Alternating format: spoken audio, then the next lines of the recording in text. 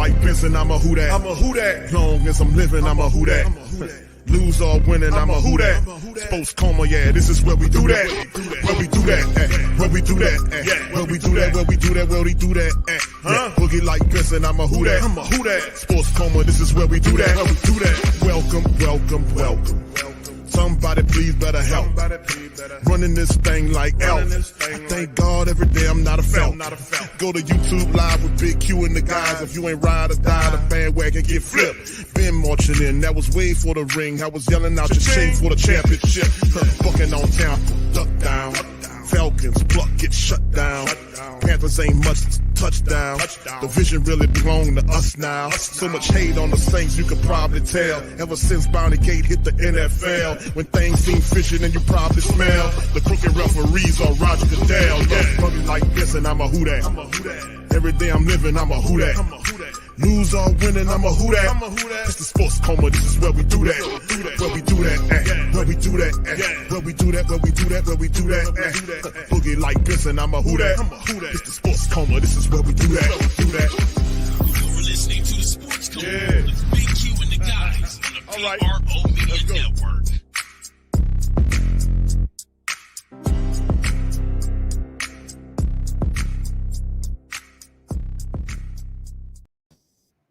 All right, shout out to the fam, man.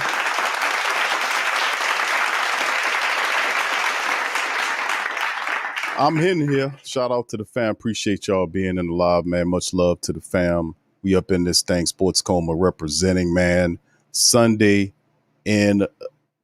practice. Black and gold doing their thing, man. All I can say is, man, boy, oh boy, the injuries are starting to mount for the black and gold, man. We just finished I just watched some of the press conference that just ended. For those who hadn't seen the press conference, we'll kind of go over it and react to it.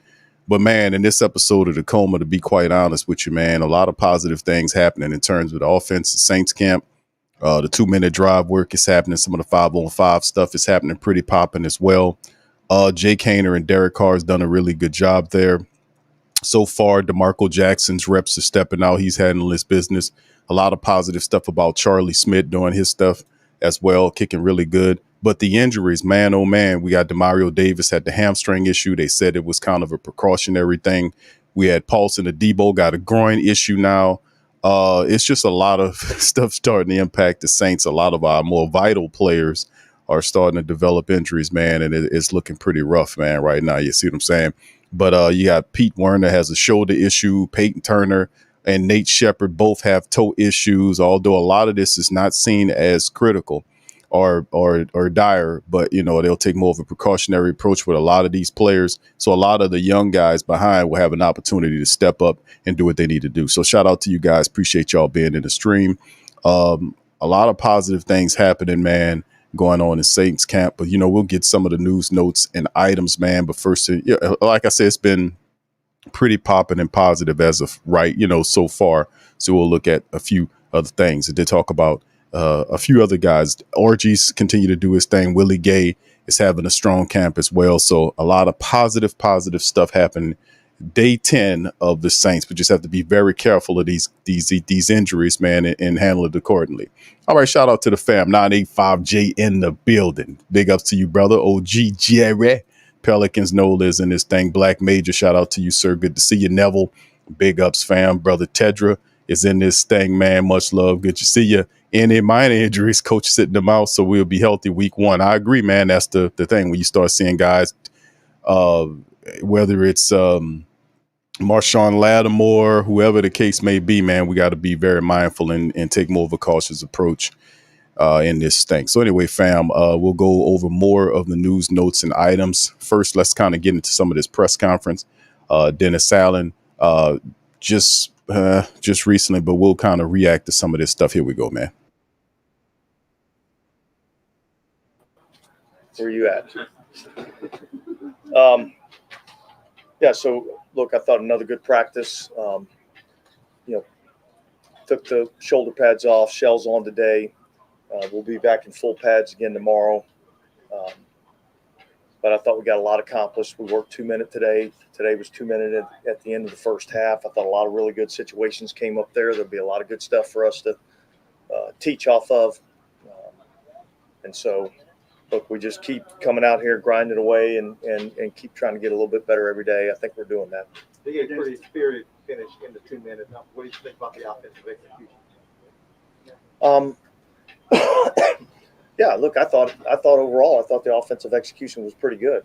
We were able to get a couple of touchdowns, offensively at the end of the first half. And again, there's a lot that goes into that. It's not just about going and scoring touchdowns. It's trying to, manage the game too. So I thought offensively we did, we did some good things, and yet I think there's some things that we've got to teach off of there that could have negated our ability to score points in that situation. So, but yeah, I thought overall, offensively, I thought we executed pretty well in those situations. And then Tim practices in. Tim practices in. What would you say you kind of learned about this team? Well, look, I think we're still building what this team is going to be, but I do think that this team is going to be, and we're going to have a tough, smart, competitive football team. I think that's evident. I think our guys that are out here and they're competing. I think competing at a high level. They're pushing through the dog days of camp, and I think those things are going to pay benefits to us somewhere down the line. So that's what I'd say I noticed out of our group. Derek seemed sharp in that 2 minute. How'd you feel like that? Yeah, I thought he did well. I mean, look, if the offense does well, usually that means your quarterback's operating at a pretty high level, right? I mean, it's a 2 minute drill. So yeah, I thought he handled the situations pretty well. I thought he operated well, and I think, the key for that is having everybody be on the same page with what we're doing, and so in that regard, I thought it was positive. How you like that? Somebody will give flags on the Still couldn't hear you. Flags. Yeah. Look, I mean, that's why these guys are out here. I think we had 3 false start penalties, and so, those things are costly, and so we've got to, if we're going to utilize the snap count, then we have to be able to utilize the snap count. That means everybody's got to be disciplined and sit in there and not move until the ball moves. But a holding call on the on screenplay in the 2 minute, so which put us back at 1st and 20. We were able to overcome it, but a lot of times those are killers on a drive, and in particular when you're talking about the end of the first half, when it's 1st and 20 and we're obviously trying to score points, but we're also not trying to give the ball back to our opponent. That becomes a more challenging thing. So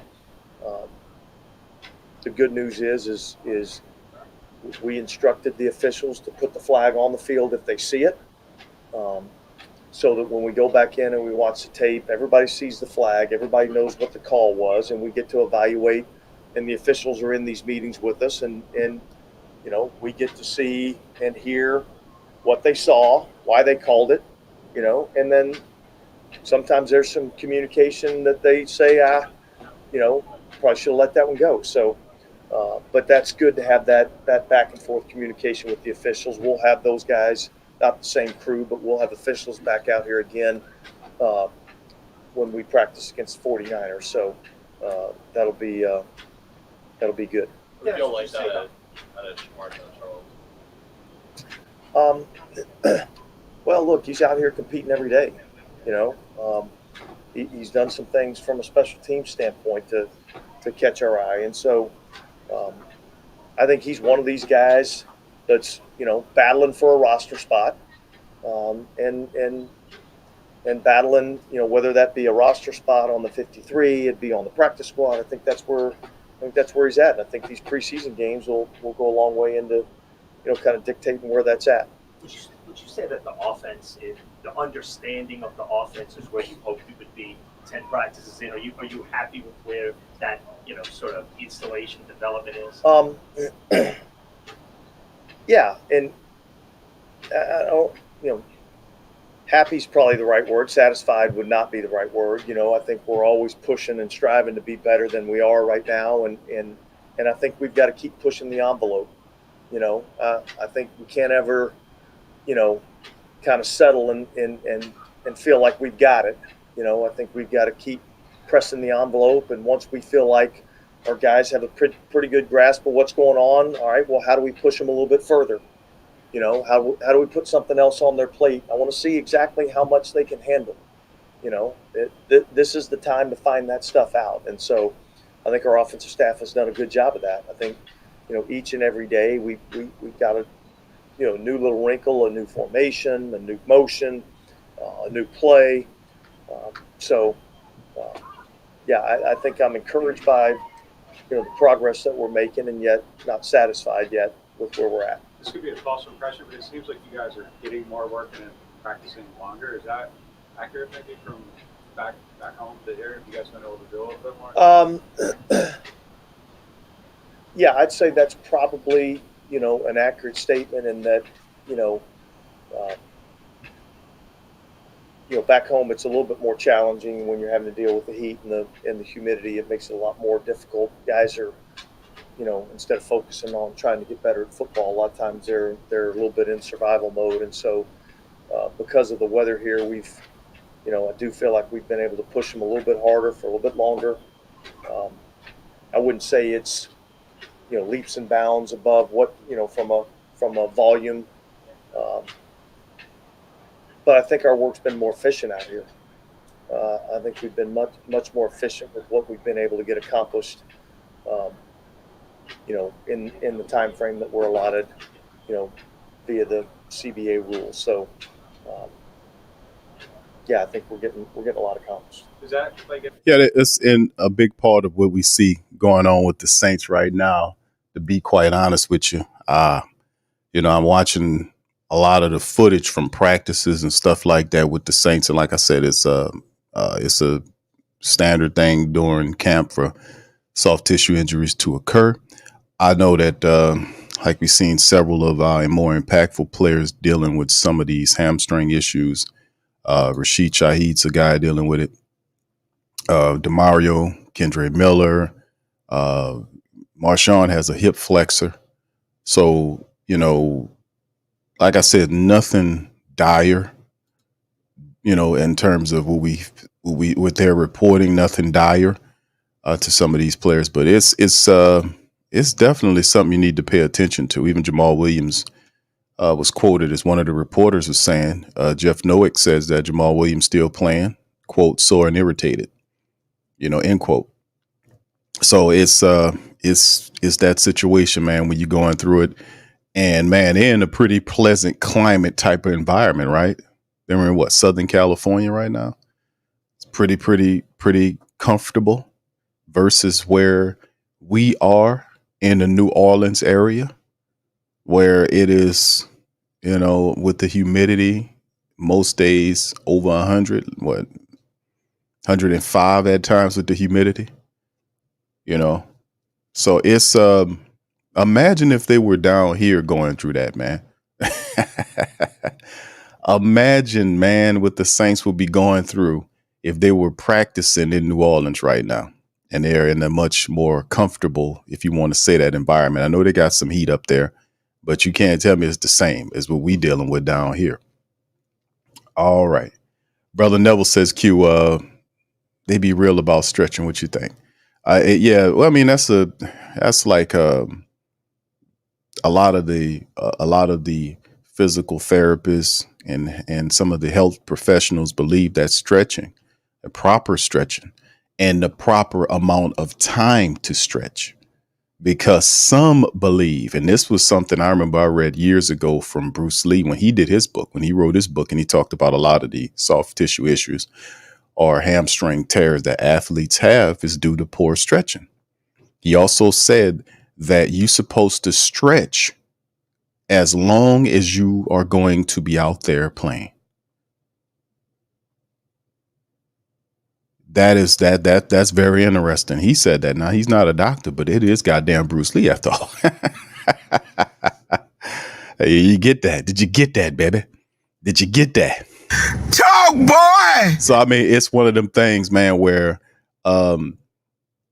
we seeing a lot, and we do ultimately see them doing the stretches. They do the stretches and the performances prior to, but is it enough? That's up to the professionals to determine. But like I said, man, it's definitely a bit of a concern with so many people start having that to impact them. I mean, one or two guys, but when you have a bunch of people starting to have issues like that, that's definitely something that kind of makes you look, oh, we need to pay attention here. Maybe we need to increase more of the stretching and do, whatever you need to do. All right. V-Man says he's a therapist. All right. Shout out to you, brother. See Bama, who that to you, man. Appreciate you as well. All right. Yeah. Big ups to you, brother JT. I see you, fam. Appreciate y'all. Ben, what's happening, man? Brent is in the bill. What's up, Brent? How you doing, sir? Big ups to you, man. Good to see you in the chat as well. Big ups to you, brother Byron. I see you, fam. But yeah, like I said, man, we're going to get back to Dennis Allen in just a moment. I know some of you guys probably just seen this. We're going to go over a few of these interviews. And like I said, I ain't going to hold you very long. Let's see, what was yesterday? Yesterday was a very busy day, man, for me. I had a lot going on yesterday.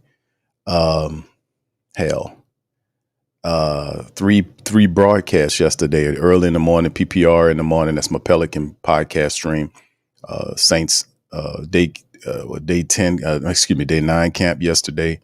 And then, of course, later on, it was how long was it? A 5-hour stream, I think we did. It was a 5-hour stream last night with covering the incredible boxing night last night that was headed by Terrence Crawford against Israel Madrimov, and it was some good fights, man. A little thievery happened in one of the fights, but ultimately, man, the Crawford fight was lackluster. It wasn't all that, to be honest with you, and they really slick-sided, not robbed Madrimov, but it wasn't a unanimous decision. I scored the fight myself, and I was saying if Crawford won, it wasn't because it was unanimous on the cards. It was just, that's how boxing is, though. But whatever. All right, Zach says Spencer is looking pretty good. Yeah, he's looking pretty good. Shout out to you, Spencer. Thank you for that, brother Brent. Thank you for the super chat. Something be getting stretched. The truth. Thank you, man. All right. Appreciate you, man. Thank you. You're fuck too kind. And that's one of the things that we realize, man, that when you look at some of this stuff, man, dealing with the Saints, man, we're already into day number 10. That means we have what we got?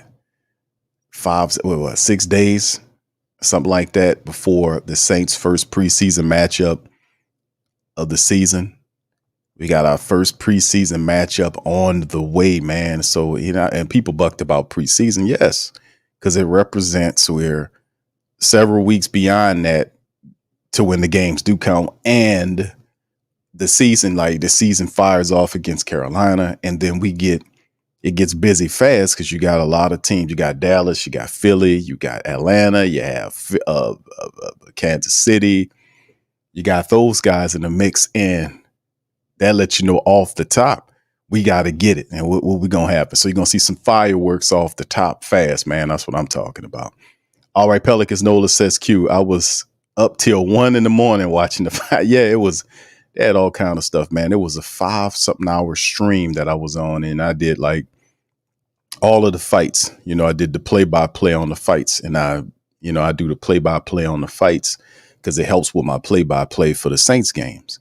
To me, play-by-play fights, doing the fights for the play-by-play are easier for whatever reason than like if I'm doing them for the Saints, even though it's pretty easy for me to do them for the Saints, if that makes any sense, because when I do the streams, the play-by-play for the Saints games, what happens is, it's a pregame, then it's during the game, and then it's a halftime, then it's the rest of the game, and then it's the post game, which is interviews, analysis, and then you're out of there. So it's it's a bit of difficulty. Like you're doing that because you are the one that's taking up the people's, that's occupying the people's time. You're communicating with the people the majority of the time. So it's just a constant, just me talking, engaging, doing that. And it at first it was a bit of difficult, man, but it's like I was like, man, it's light work to me now, man. So, but big ups to you. Thank you, Brent. Appreciate your kick. Da Vinci, what's up, man? Said, did Terrence Crawford really win? Man, let me tell you, bro. Like I said, man, it wasn't that, man. Terrence Crawford could sit his ass up there and say at the end of the press conference that he won the fight, but no, it wasn't like that. It wasn't Israel Madarimov gave too much respect to Terrence Crawford. The thing about him was he only had 11 fights, but he had a very impeccable amateur resume.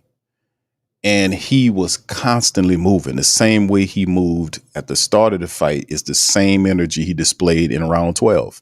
So he was a difficult fighter for Crawford, who's a master boxer, to be able to figure him out. Because when Crawford's moving around, he's looking to see where the openings are so he can attack.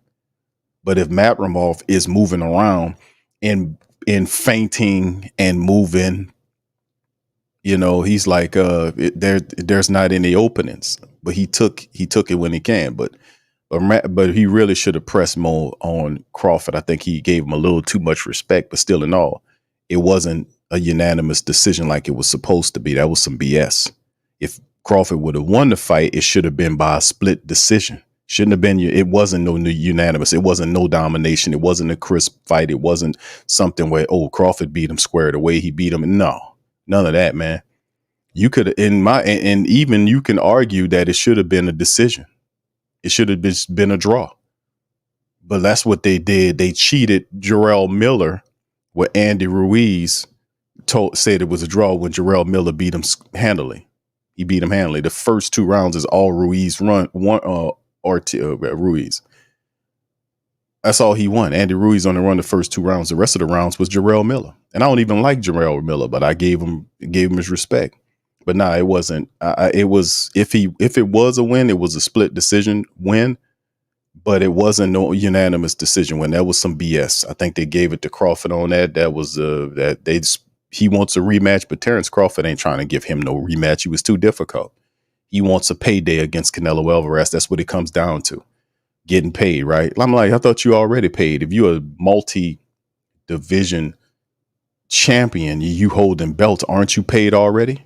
I don't get that, man. That's like when Andy Ruiz said when he run the belts from Anthony Joshua as a heavyweight, he became, like, I think the first unified heavyweight Mexican champion. He like, man, yeah, it was nice, man. I bought my mama a house. And I'm like, what? Dude, you've been fighting for years, but he wasn't making that kind of money until he had the belts. So when you become champion, the money goes up.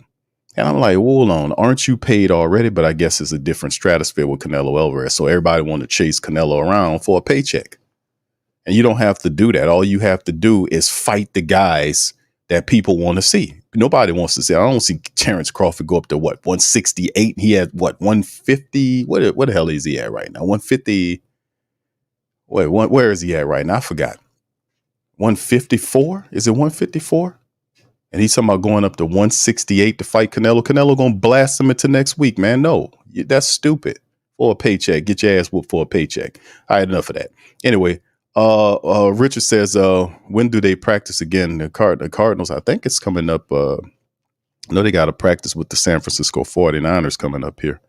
But after they draw, I'm gonna pull up that schedule, bro, and show it to you in a little bit. All right, Rock says you better be practicing. 154. Thank you, bro. Appreciate it. Yeah, man. I covers a lot of that, man. I cover Saints. God, man, as you can tell, I got love for for my black and gold, my pals, and I used to box when I was younger. So, hey, listen, man, I got 1, 2. Well, it's sports wise, and of course, I got love for my family, for my children, and all that, man. All right, so now, Rock, we ain't worrying about Carolina like that, brother. We gonna see y'all on week 1, and I promise y'all we'll be ready for you. Shout out to you, Rock. All right, anyway, man, let's get back to dinner salad. Then we're gonna talk about more happenings at day number 10 of Saints camp. Yeah, and advantage, especially when you are putting in like a new system, you can get maybe a couple extra carries or maybe work a little bit faster or not take as many. Yeah, look, I mean, I think every rep counts, you know, and so I think, you know, in particular, when you're putting in a new offense and you got a lot of new pieces, a lot of new coaches, some new players, a new scheme, you know, being able to get more volume and more reps, you know, allows guys to get a little bit more comfortable with what they're being asked to do. And so, yeah, I think that's certainly beneficial, and in particular for the offense and the new guys that we have. We didn't see Pete Warner, Peyton Turner, and Nathan Shepard. All those guys, Pete Warner's got a shoulder, Peyton Turner toe, and Nate Shepard toe. How are you concerned about a player like DeMario missing extended time? No. You know, we've had conversations about, look, you know, we got some guys that were in, what was this, practice 9, I think it was, 10 today. I lose count. So I just know today was the day after yesterday and the day before tomorrow. You know, that's really about what you know when you're in training camp. But guys like DeMario, no, I'm not overly concerned. And I'd be honest with you and say that but DeMario's situation is probably a lot more precautionary on our part, being that we are in training camp. Knowing DeMario, if we were getting ready for a regular season game, I don't think that we'd be missing him out here. So I think part of that's us. And look, I think we've got to judge that based on who the player is. You know, a young player that, you know, is dealing with, you know, some soft tissue discomfort or issue. Those guys really can't afford to miss a lot of time. You know, a guy like DeMario has proven time and time again that he can go out and function at a high level, and he's functioned at a high level, you know, a lot of times, you know, with things like he has right now. And so that's a long-winded answer to say that, you know, no, I'm not concerned about that. Would a guy like Nick Saldiveri fit the bill of what you said, like a young Nick Saldiveri would be one of these young players that's trying to make the team, that's trying to prove that he belongs. And so the missed time with a guy like that is critical missed time in his development, you know. And so every day that he misses is a day that he gets, you know, further and further behind. And that's just I would have hit him, but that's just the truth of it, you know what I mean? And so, but like, I mean, it is what it is. And so we've got to be able to, you know, change course and reevaluate where we're at. All right.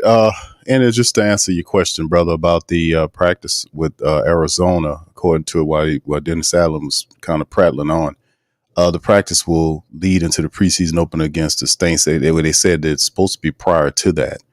Let's see, it was Thursday, and they said that it's supposed to be prior to it. I'm trying to see if I can get a date on when that's supposed to be. Fans will have the opportunity to attend 9 practices, and this is what their media operations is saying. First practice, such and such, and this is back in July. Some of this stuff, but it's supposed to be sometime this week, I want to say, because the game is Saturday the 10th. So I might have to dig into it to see, but if anybody has that information on exactly when the Saints are supposed to practice, because I know that was some of the information they put out, that the Cardinals and the Saints were supposed to have a joint practice. It's supposed to be sometimes this week prior to the matchup that we faced them on the 10th of August. So just to kind of throw that out there.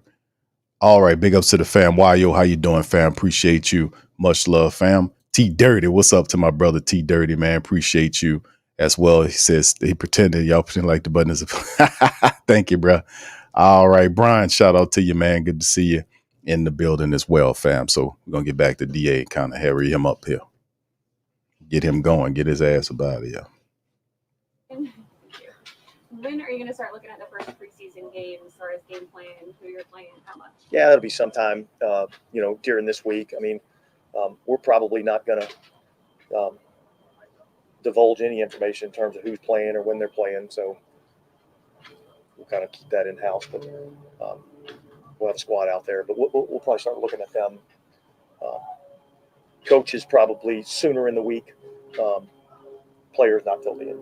I mean, just from a concept perspective, with the new offense, is there a little bit more value in those preseason reps this year than there might be in more established offense? Yeah, we'll see. I mean, look, we're getting a lot of good work out here, and we'll see how much, who plays and how much they play and when they play. I think we'll handle that as a coaching staff. Pinter's toe, is that the same issue you used last year? I believe it's the same toe. Again, I'm not going to get into severities or anything. I'm not concerned about it right now, and so we'll see how he responds to the treatment. Hopefully, it'll be sooner rather than later.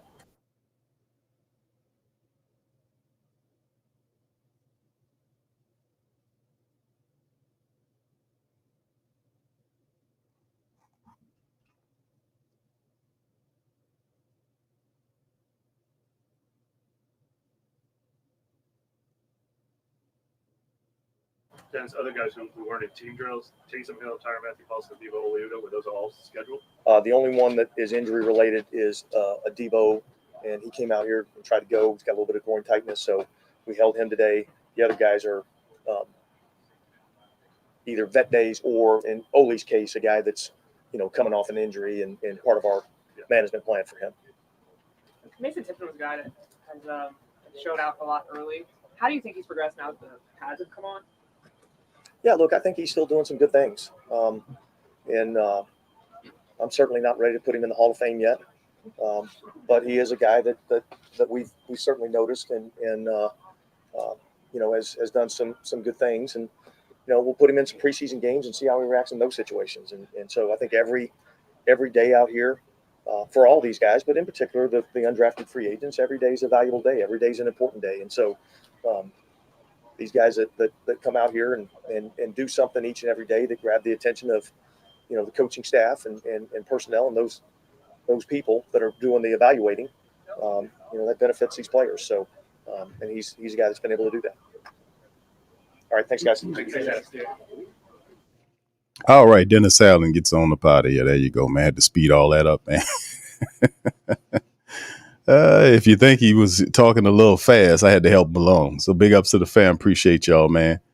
All right. Yeah, this is much love. All right, Hemisphere, this is the first game on the road or in New Orleans. The first game.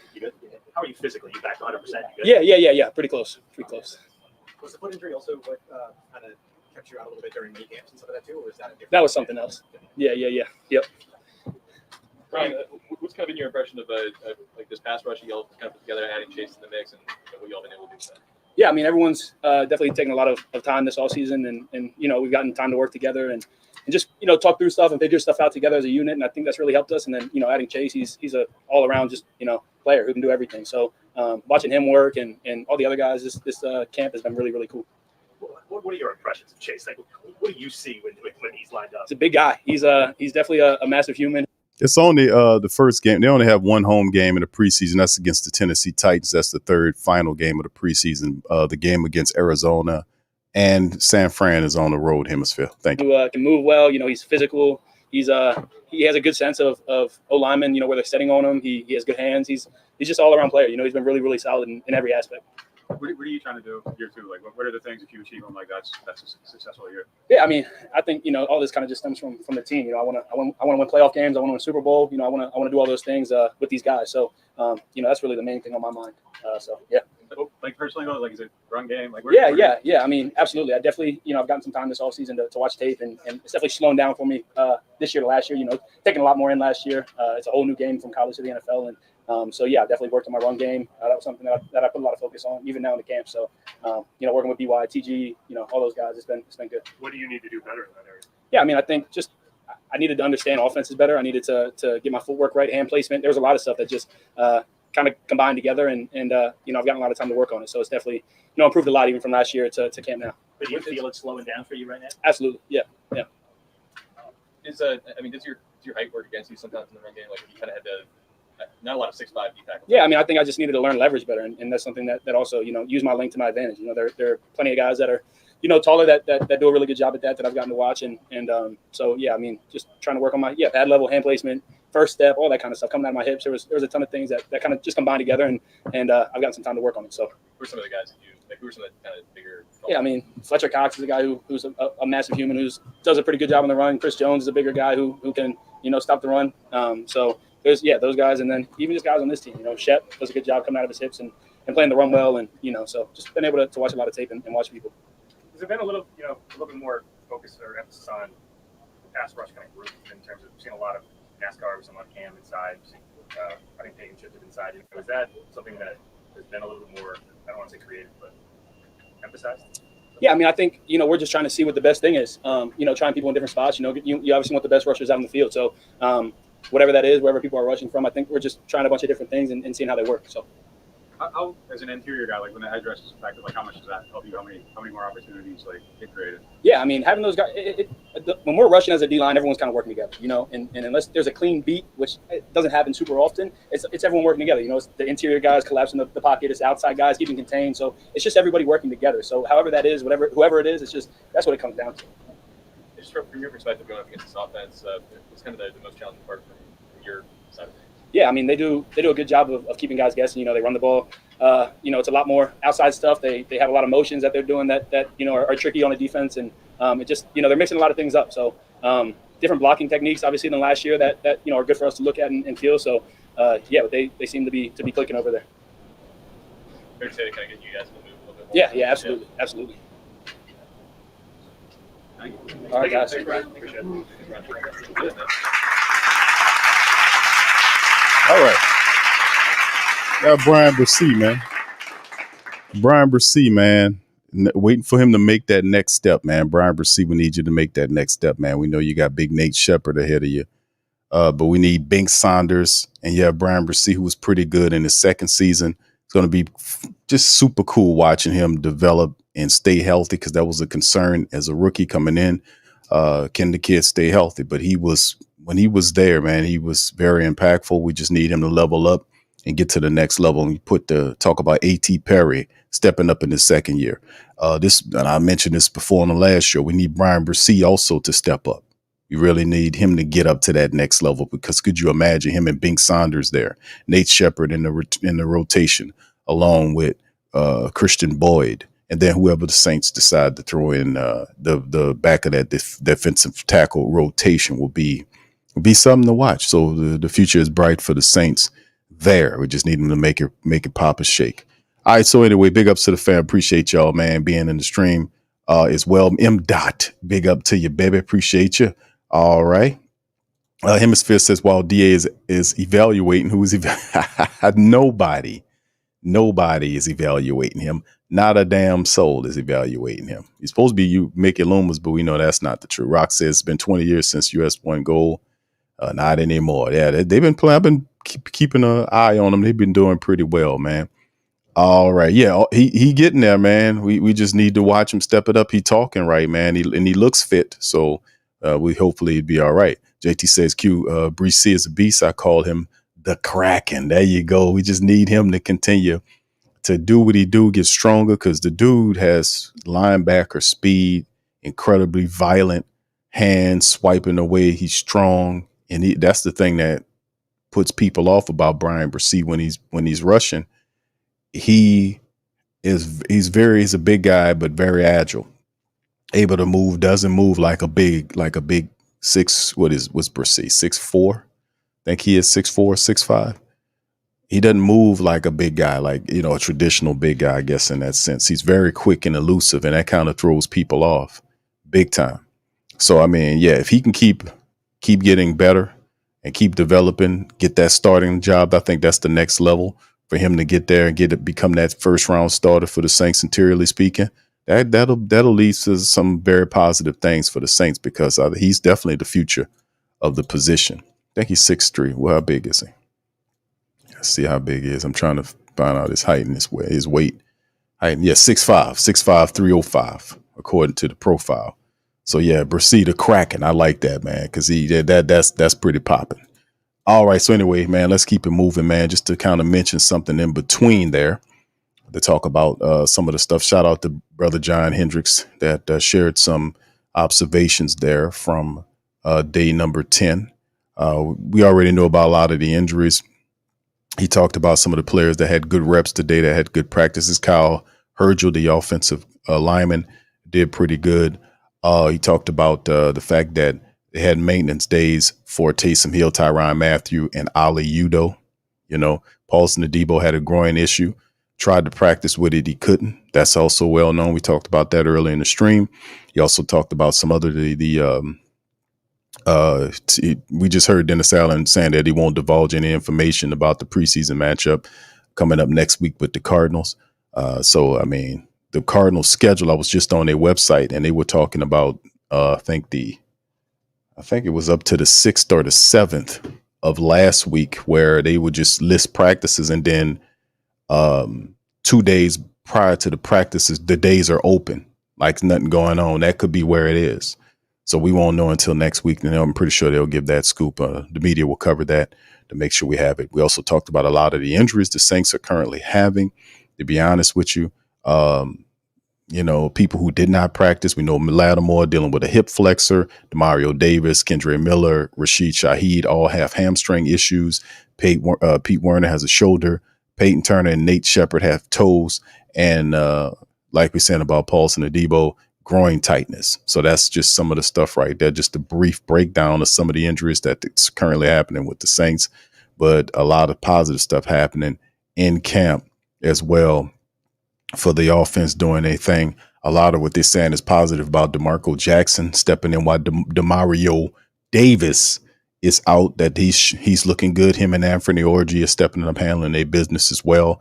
And he's speaking about some of the practice you can see. Well, Dennis Allen even alluded to it, about a lot of the flags that were being thrown by the staff that was out there. It was kind of a error-prone practice, so to speak, a little bit too much. Charlie Smyth, the international player that we brung in here, the kicker from over there, he kicked a 62-yarder. I want to say they kicked. It might have been a 63. I think it was a 62-yard field goal today, and he's been doing a pretty good job of kicking the ball. So like I said, I was talking about a lot of the stuff that happened in terms of the special teams game. Like, are the Saints kind of shaky on Blake Groupie? Charlie Smith's here to press him, to put, to provide that. Matt Hayball is the backup punter to challenge our other kicker.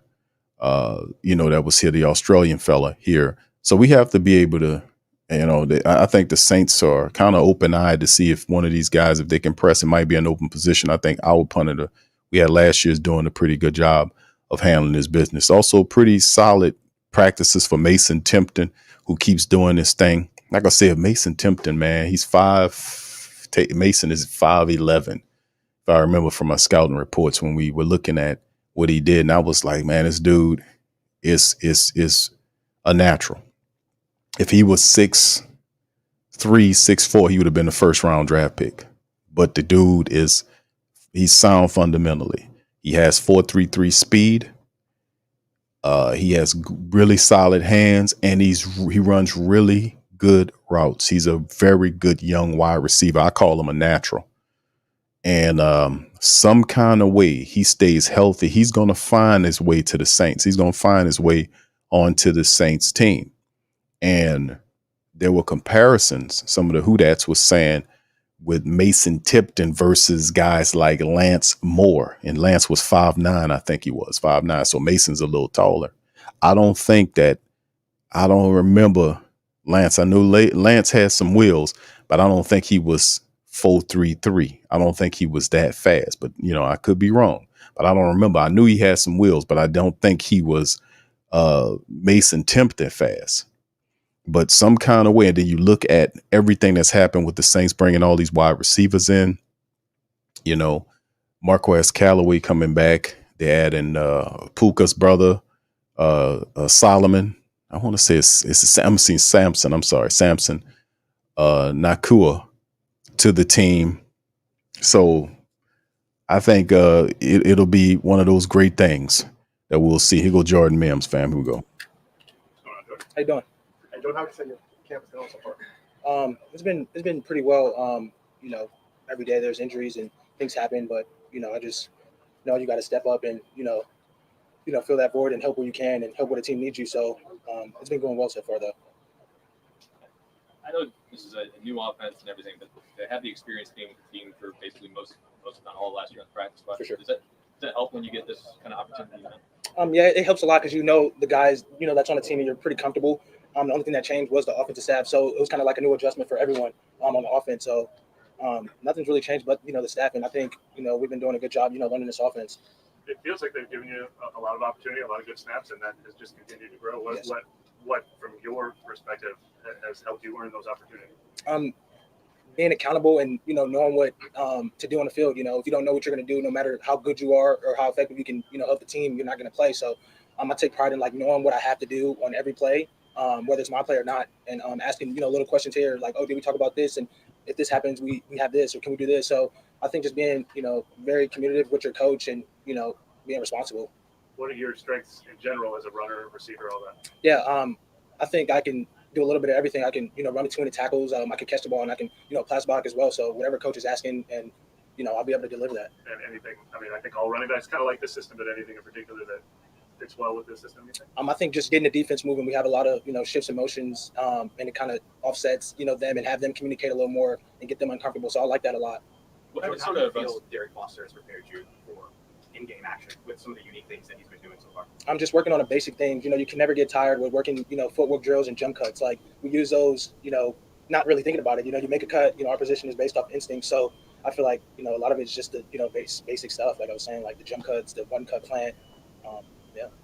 What sort of like run scheme did y'all use in Fresno? I feel like we did a lot of the stuff that we run here actually, whether it's me lined up in empty, me running a rail, me catching screens and stuff like that. So I'd say it's pretty much similar to, you know, what we're doing now.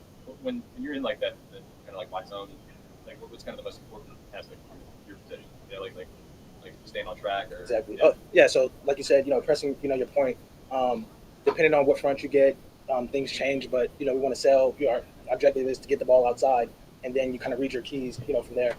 And do you feel like your experience in that offensive press like that helps you with this?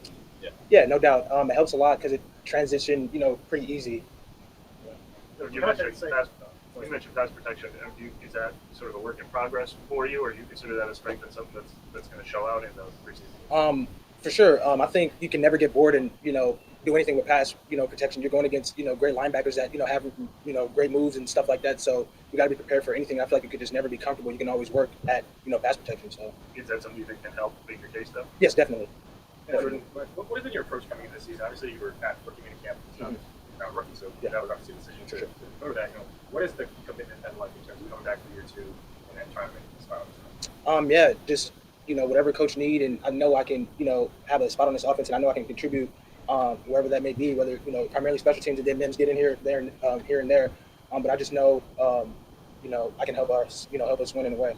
How do you balance that? Because obviously, yeah, you want to be as undisputed as you can in the offense, but also knowing, okay, if I make this roster, a lot of it's going to be on special teams. For sure. Is that tough to balance in terms of those responsibilities? No, not at all. That's what comes with the game. You kind of have to be, you know, prepared to, you know, do both. You know, stay in that offensive playbook, but you know, then be, you know, focus on, you know, when special teams comes around, you got to know what you're doing on special teams. Is there an area of special teams that you would say is kind of your specialty? Not really. You know, Coach Riz is, you know, throwing me at different spots. It might be, you know, returning one day. It may be, you know, taking run reps on kickoff, kick return. So he's just, you know, kind of got me moving and seeing where he likes me, whether it's PP on punt and stuff like that. So just getting the feel and see, you know, where he wants to play me.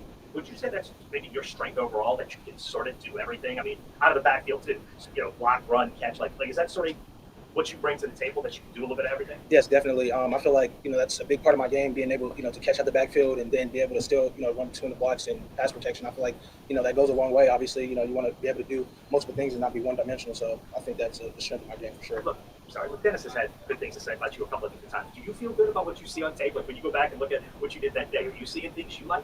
Yes, definitely. Shout out to the O-line that, give me those looks, and, without them, I wouldn't be able to do my job. But I think, having a great mindset coming into camp and, working on the little things, day by day, to fix that or, to fix certain things, it goes a long way. And I think, it's helped so far. Obviously, Jake better than a lot of people. Yeah. Just for obviously time for the sake. What have you seen from him in terms of growth from year one to year two, both as a quarterback position, also just going to be a lot? Probably a better understanding of being a pro and at that quarterback position. I feel like the quarterback position is the hardest, and one of the hardest positions to play. Whether it's memorizing the play, oh, we have a check here, we have to change the play here and there. So I think he's been doing a pretty great job of that, transitioning to that this year. So yeah. When you watch Howden, what do you see? Like from your perspective, what makes him who he is? He's like So I remember coming into the NFL, like they ask you like who's your favorite players, and him and Christian McCaffrey were like always my my go-to that I watched growing up or whatnot. But I feel like his ability to catch the ball, just kind of like how I said about myself and what I think I can do as well. He catches the ball well. He runs hard. And yeah, I mean his tape is his tape, and he's done a great job over the years that he's been playing. So that's a guy I look up to for sure. And there's a moment for Howden that you saw him do something and just couldn't believe what you were saying. There's times here and there. It's like whether it's a quick burst here and there, or he makes a great cut and stuff. But he's a great leader, and he always throwing corners and helping me out. And I'm always asking questions. He's an open book. Jordan, I apologize. I know I probably talked about this last year, but what was the timing when you were released and signed with the Saints? Did you have an opportunity to go back to Buffalo's practice squad too? Or? No, I didn't have the privilege to go back. So I think it was the day of cuts. I ended up being cut that day, and then the Saints claimed me that following morning. Okay. Yes. So, but they played you for a while, or they played you right on the practice squad For initially? The Saints? Yeah. Right to the practice squad, yes. Okay. Yes. So you had opportunities, but they were like, were there a lot of teams Well, that you chose them? Saints were my only option after Buffalo. So Yeah. it was obviously a no-brainer. Correct. Yeah, for sure. Yeah, I didn't know if you had options. Yeah, no, Maybe pick it's all up the good. league. No worries. Anything else? Thank you guys. Appreciate you. Thank you.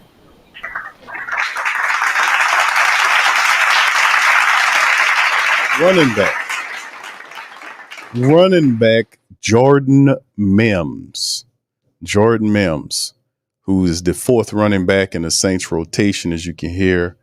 Very smart fellow, knows what he's talking about, and a little backstory on Jordan Mims and what he's doing right now. And credit has always been given to the Saints for finding these backs. Another undrafted running back that possibly should have been drafted. Listen, fam, take a look at his bio right here for Jordan Mims, if we can get me on out the way for a second. Look at this. You look at Jordan Mims, man, his last year, he comes from Fresno State. You can see 6 feet, 205 plus pounds, and some people say he's closer to 210. But if you watch the footage, and I did do the film work and watch Jordan Mims, and that's why I was talking about how good of a player Jordan Mims is that very talented young player. His last year in Fresno State, he was able to cut it up. 261 carries for over 1,300 yards. He averaged over 5 yards per carry, and he had 18 rushing touchdowns. This is Jordan Mims. 18 rushing touchdowns, averaging over 5 yards a carry. And he averaged over 5 yards a carry for 3 seasons in a row, even though the production, his carries weren't there.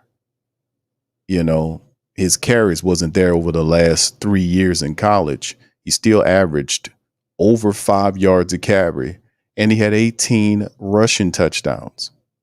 And Jordan Mims also does a good job of catching the ball out the backfield, even though he had like 21 catches, because they didn't go to him a lot in that capacity.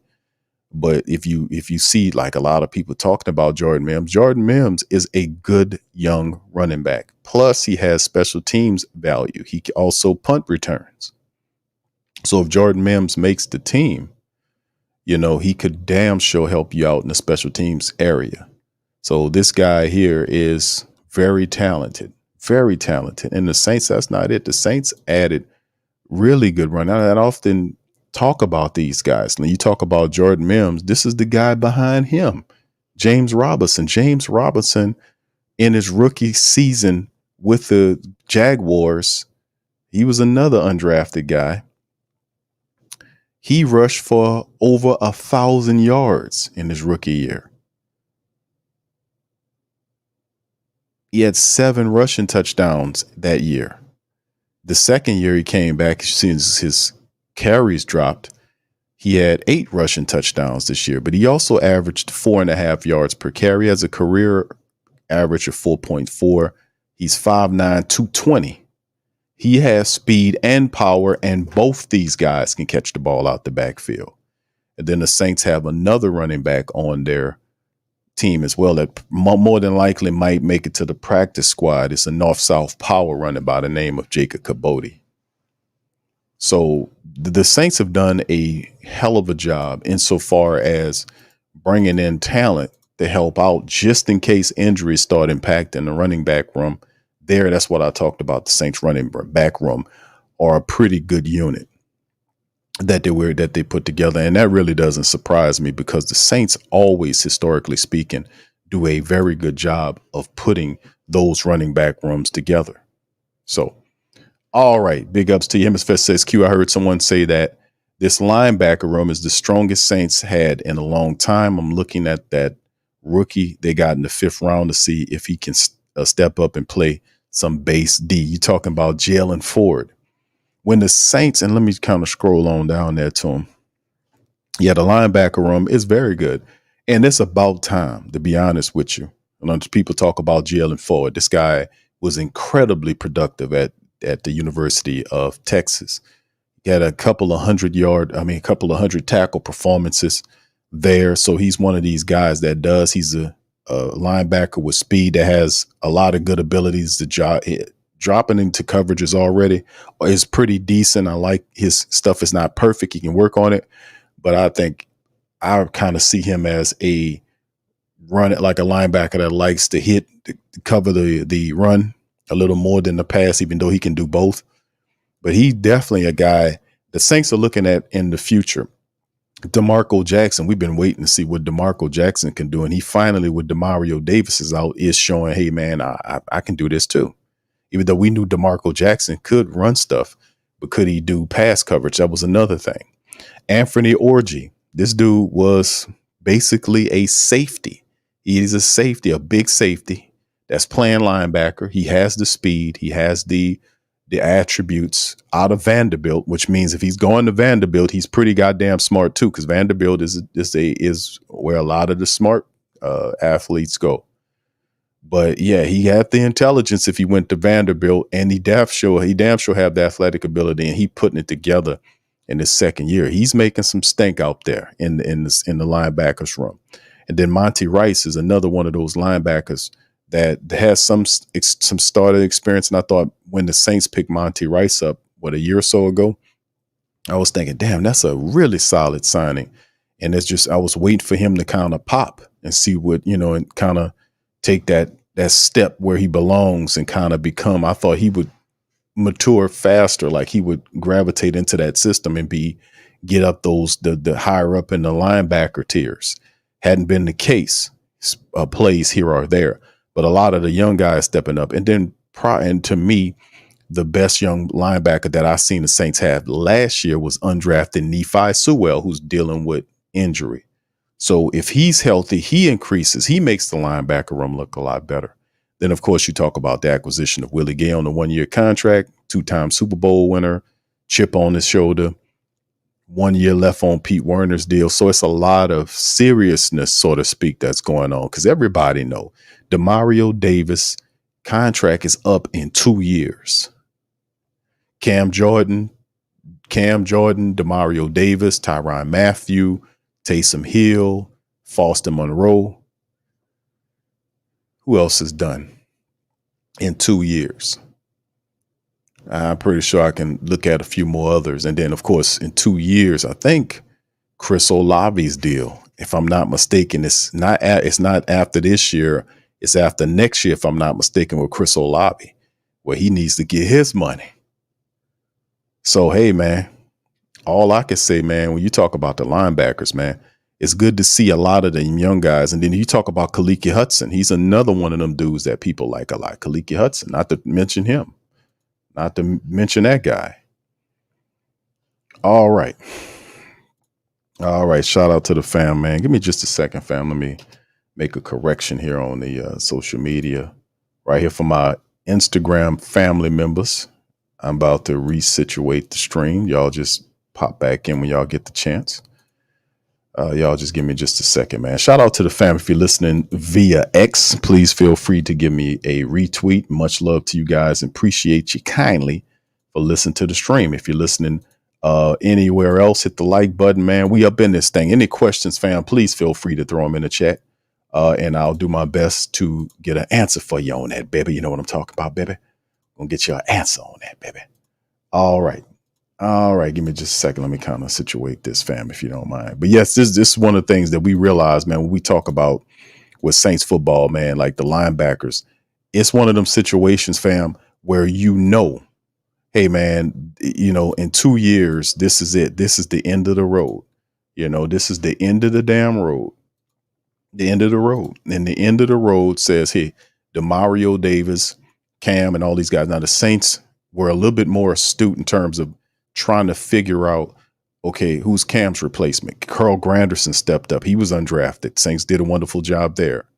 Then you look at Chase Young. The Saints were able to get Chase Young. If he was, man, listen, man, that situation fell right for us, the Chase Young, because the Carolina Panthers had an opportunity at him, and they had more money at the time. They could have paid him. But if Chase Young was healthy, he would be a Carolina Panther right now. He would be a Carolina Panther, X-Rock. But they weren't comfortable with the medicals. He came to the Saints. Saints said, hey, man, we could take a gamble because, listen, we situate the contract a certain kind of way to protect ourselves. And this next surgery, this could be difficult. Something can, whatever. But fortunately, it went the way it was supposed to go. And Chase has a bit of a reputation as, dare I say, injury prone. That could change. But he's also chasing a contract. So he has a 1-year prove it deal here. And like I asked y'all the question on yesterday's show about Chase Young, is a healthy Chase Young better than Carl Granderson? Chase Young, DE2, Granderson, DE1, Cam, DE3. Is a healthy Chase Young better than Carl Granderson? And people said, hell yeah, Q. I said, okay, well, if that's the case, you might have something here. But it looks interesting because you have guys that's going to fall off your roster, and you have to re-up with them. Pete Werner's deal is done, 1-year deal. Willie Gay's on a 1-year deal. Chase Young's on a 1-year deal. You still have to pay Elvin, who the Saints put an offer on the table for. Paulson Adebo's contract is up. So it's a few guys that you like, are these guys a part of the team? Is Chase Young the guy that we're looking for? If Chase Young is the guy that you've been looking for, then you got to resign him. Why? Because the Saints made the decision to go for Chase Young and take a risk for Chase Young over, and they had a 1st-round draft pick and a 2nd-round draft pick from the same position on the team. Now, you turn down, y'all know who I'm talking about. Y'all turned down Peyton Turner's, well, not y'all, but Slick Mickey turned down the 5th option, which he was supposed to do, because they would have paid him like north of 12, 13 something $1 million for his final year. Like, hell nah with that. So they said they declined the 5th-year option, which makes Turner a free agent after this year, right? But the curious point about this is, if you bring Chase Young here and you turn down Peyton Turner's 5th-year option, which is smart, but still bring Chase here over Peyton, what does that tell you? That we looking at Chase as the future and not Peyton Turner.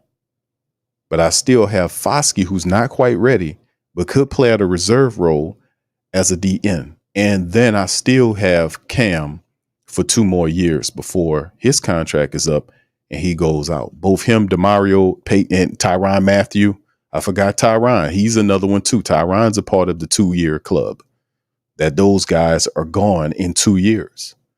That's why I often talk about windows to winning. If you want a Super Bowl, you better do it right now, where you have Tyrann Mathieu, DeMario Davis, Cam, and those guys on your team. You better do it now.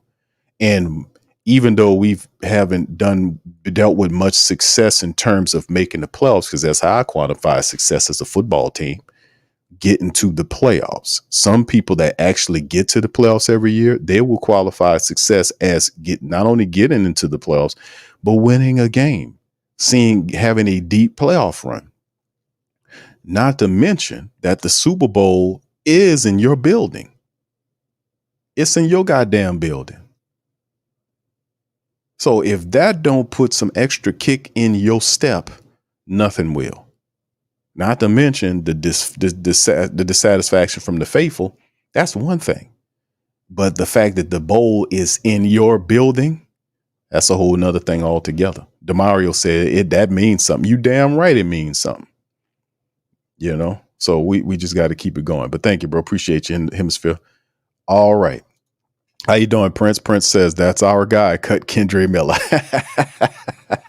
Still too early on that, my brother. We could keep him on the team because he's still operating off his rookie contract. So we don't need to release him. He don't make a lot of money to go. So you can still keep him there.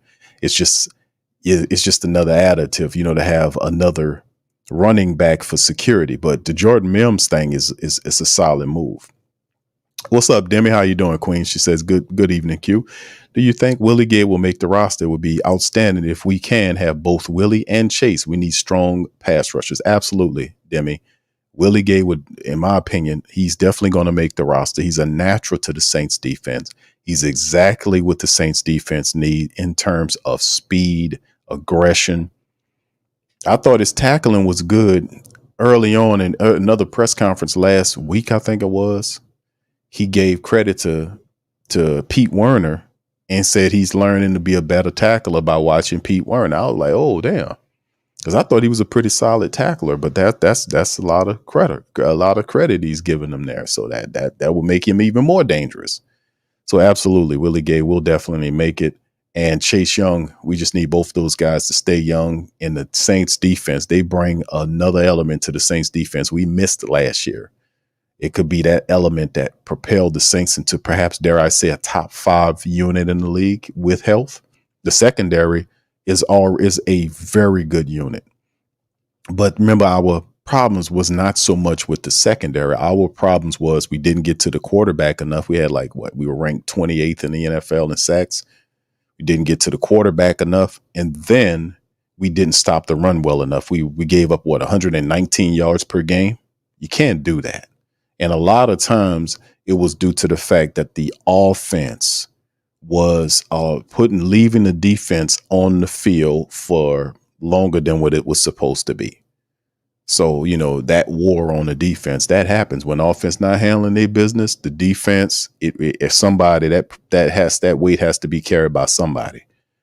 So if they're not carrying their water, the defense carrying their water, that can kind of drain you when you carrying more than what you're supposed to. So thank you, Demi, for that. Shout out to Pammy. Pammy says she's cooking and listening. What you cooking, Pammy? What you cooking, baby? Put it in the chat. Let me know. Better not be no pasta going on, no chicken Alfredo going on over there. That's all I know. Or no gumbo or nothing. What you cooking? They don't call me Big Q for nothing. All right. Shout out to Prince. Yeah, Prince is okay. That's what it is, fam. 504 Coast says Kendre could have some trade value. Maybe they can cut Jamal and keep Kendre. I don't know about that. I think everybody's fine. Jamal Williams' contract is not that bad. It really isn't. And I don't think you're going to get very much for Jamal Williams right now. His trade value isn't hitting like that. You know what I mean? His trade value is not hitting like that. Ro, what's up, bro? Says, who that fam? And Q was listening to Young Breed, Bring the Noise. Young Breed, Bring the... Oh, yeah, I remember that, man. That was... That's your boy. Used to how you do that there. Yeah, that's young. No, is that Young Bleed or Young Breed? Young Bleed. Is it Young Bleed? I forgets, man. It's been a while. Is that the dude that says how you do that there? He had the song with P. Used to roll with your boy C-Loke out of Baton Rouge. I remember C-Loke there, man. All right, M. Dot says, I think we should have went with Spears. All right. What's up, Willie? My dog Willie. What's happening, man? Where the hell you been at, man? How you doing, brother? WB3 in the building. Says, man, Q, I'm going through it. Oh, no, man. He says he lost his son 2 weeks ago. But who that? Brother, I am so sorry to hear that, brother. My condolences to you, Willie, man. Prayers and blessings to Willie, man. Bro, I'm so sorry to hear that, man. Prayers to you, brother. So sorry, man. So sorry to hear that, bro. I'm sorry to hear that, man. May everybody throw prayers and blessings to brother Willie, man. He can use some good positive energy, man. I'm sorry to I'm sorry to hear that, brother. Much love to you, man, and you and your family, man. And see if you can get some support on that, man, because that's tough, man. When you lose. I lost a sibling, my sister, what seemed like 2 years now. And my best friend, it was Eddie. I lost him a year and some change prior to her dying.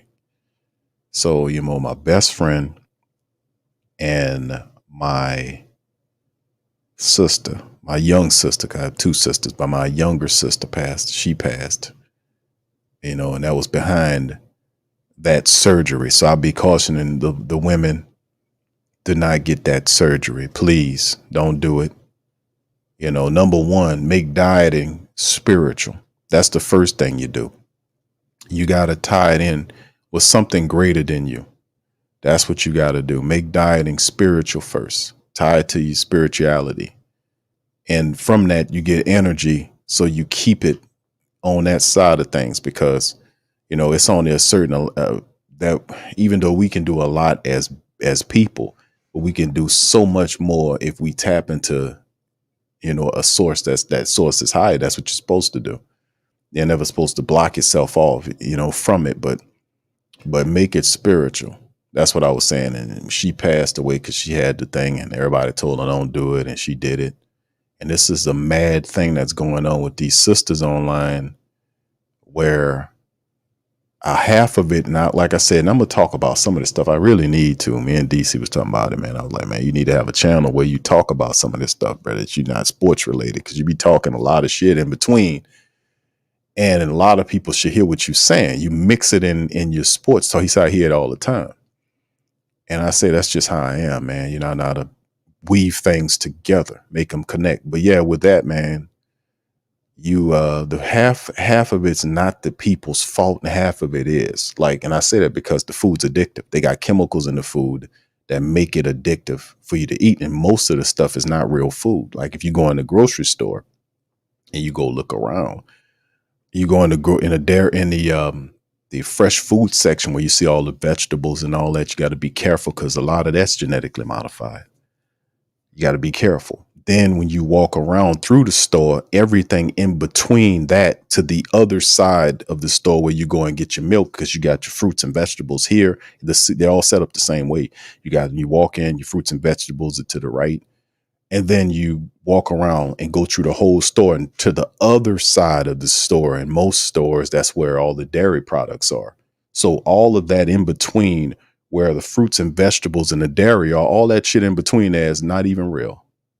It's not even real. All that's being made in plants. And then it's weird. The word plant is to short for plantation, but that's another thing. But it's the food, the more that the foods, most of that stuff is not even real. It's made in a chemical plant.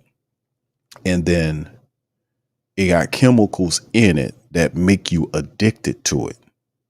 Like the number one thing that should be illegal is sugar, white sugar. It is worse. Some people say worse than cocaine.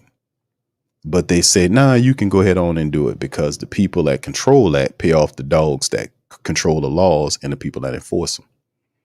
So I don't want to get into a long spill about it. That's why I was saying make it spiritual, because when you make it spiritual, you make it special, you make it unique, and you can get from that when you do that. But she didn't do that. And that's why I often try to tell people, don't do that. Don't do that. It's a lot of stuff that they're running the women into.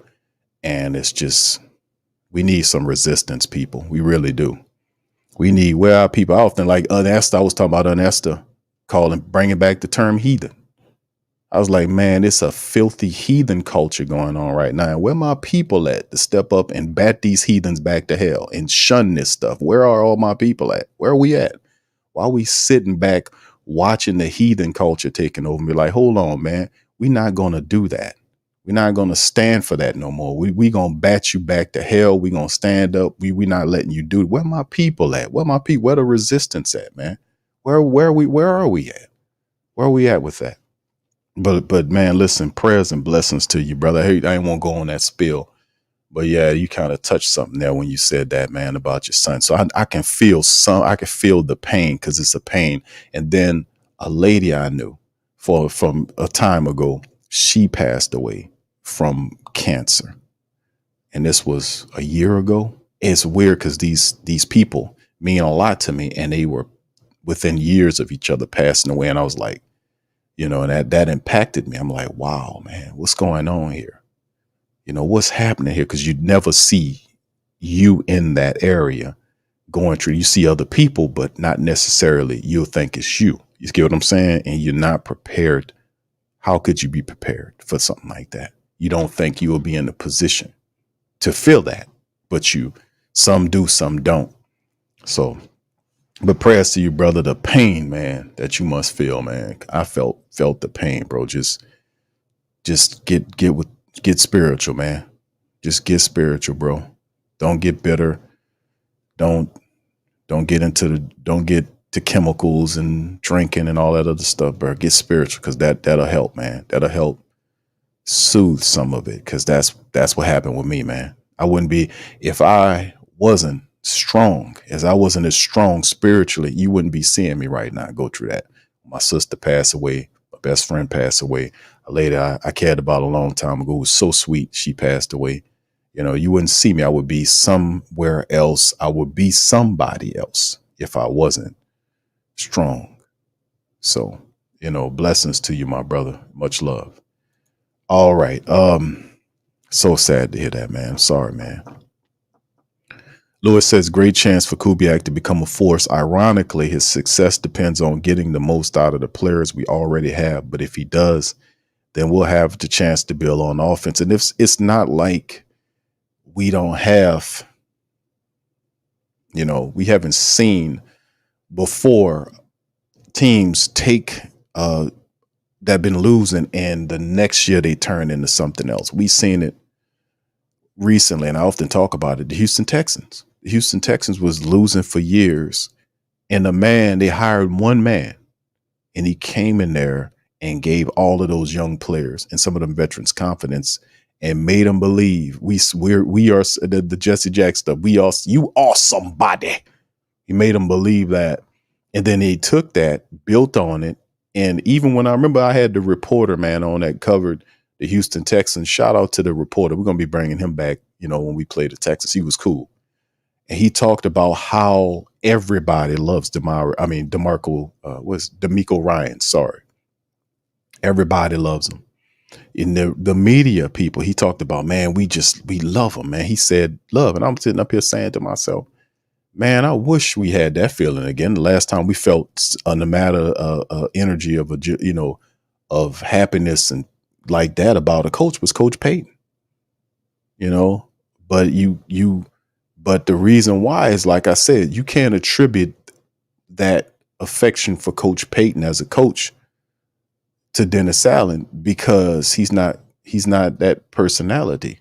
And he has to be deserving of that. You don't give away that good energy to somebody that don't deserve it. They're going to squander it, and you'll be a fool for that. That's like casting, like the scriptures talked about, casting pearls to swine.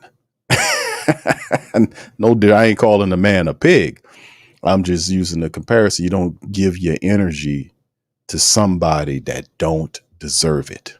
You don't do it. Don't waste time on people and put energy into people or things that don't deserve it.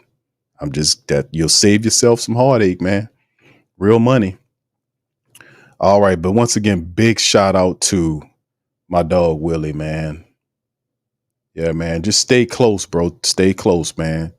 Stay close. It's a lot of loss going on out there, man. It's a lot of wicked, evil stuff going on with people, man. A lot of degenerate heathen crap that's leading to a lot of this stuff out here, man. And at some point, the strong people got to stand up and take it back, man. We don't let it go too far, man. We don't let it go far because the heathens don't have, I don't want character, but I mean, you're a heathen based on your actions, not what you was born to doing. The heathen is like an adjective. You're doing heathen crap, and they mislabeling it as, oh, you a player, or the chicks are doing it too. Like, oh, I can do this, that, and the third. Ladies, you can't do that. And guys, you can't do that. You can't tie into women like that, fool. You can't do that. Young people out there, you can't tie into women like that. And my women, you can't tie into men like that. You can't tie yourself into people, because when you start doing that, you tying into it, because I don't want to get too vocal, but the stuff that come out of the man is blood. You know, that the reproductive fluid is his blood. That's his blood. And that genetic stuff goes into you. And whatever he is, and if he's, and it's just a whole nother game. I'm gonna have to talk about that on a whole nother thing, man, because it's not just a physical transaction. It's a spiritual thing that ties whatever he's doing to you, or whatever she's doing to you. So you be seeing all of this weird stuff happening to you because of all of this stuff that happened because you got somebody, man, these people carry demons and spirits around them all the time, because when you got somebody like that operate, man, you got all kind of energies that wrong energies that follow. And then some people be having people like that around their children. And then these people do weird stuff to their children. Then you be seeing people do stuff to these women. Like she'll bring a guy in, and then next moment, the guy done something to the girl. You see what I'm saying? Man, all that's going on because of the heathen culture. Doesn't preach any control. Just do what you feel. And you can't do that. That's the reason why they got like rules and regulations to this, man. They got rules to this. You're not they just think that you could just do it. You can't do it. There's rules to be here in this world. There's rules here. And this place has been here a lot longer than any of us could imagine. And there are things here that occupy that's here that you can't imagine as here. And they play games with you. I'm just keeping it real. And if you don't have any spiritual protection, and you don't even know that they're there, you just fodder for them. You're just a plaything to them. So like I said, you got a lot of these guys out here. It's like a lot of these people online, these supposed to be philosophy dudes trying to sound deep, and they just be just scamming people, just telling you it's just crazy, man.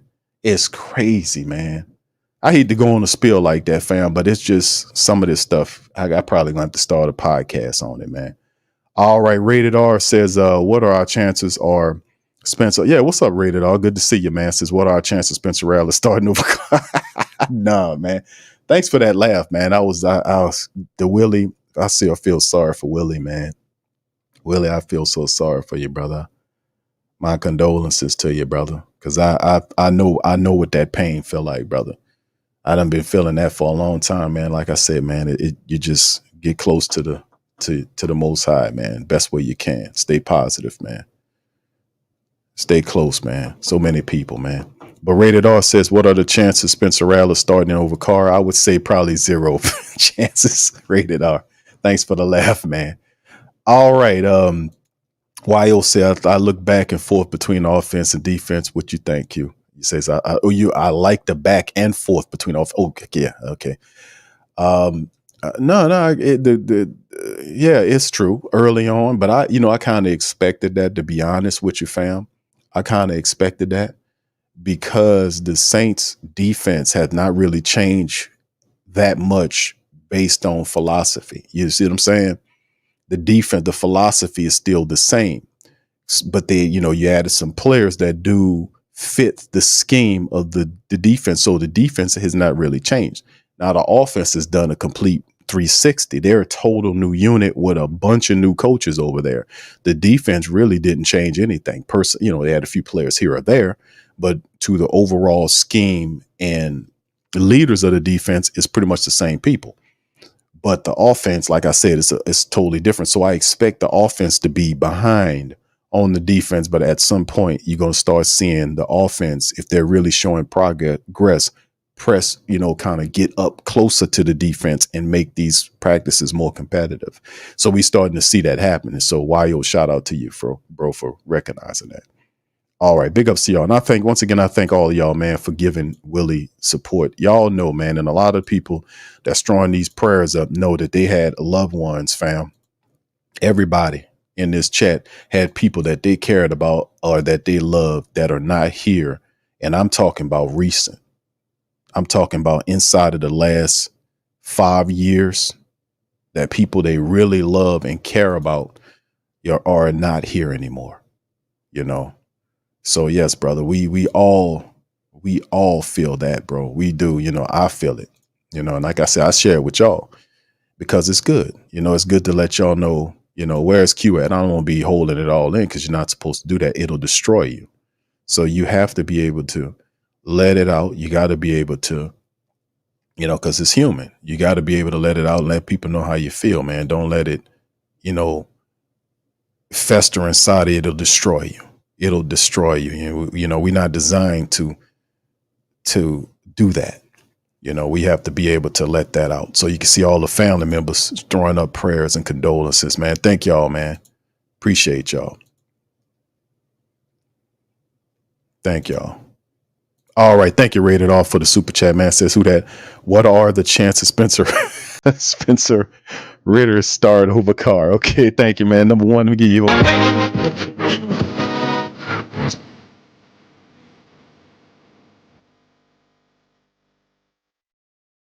Thank you, Rated Off. Appreciate you. I don't think Spencer started at all, man. I will just be honest with you.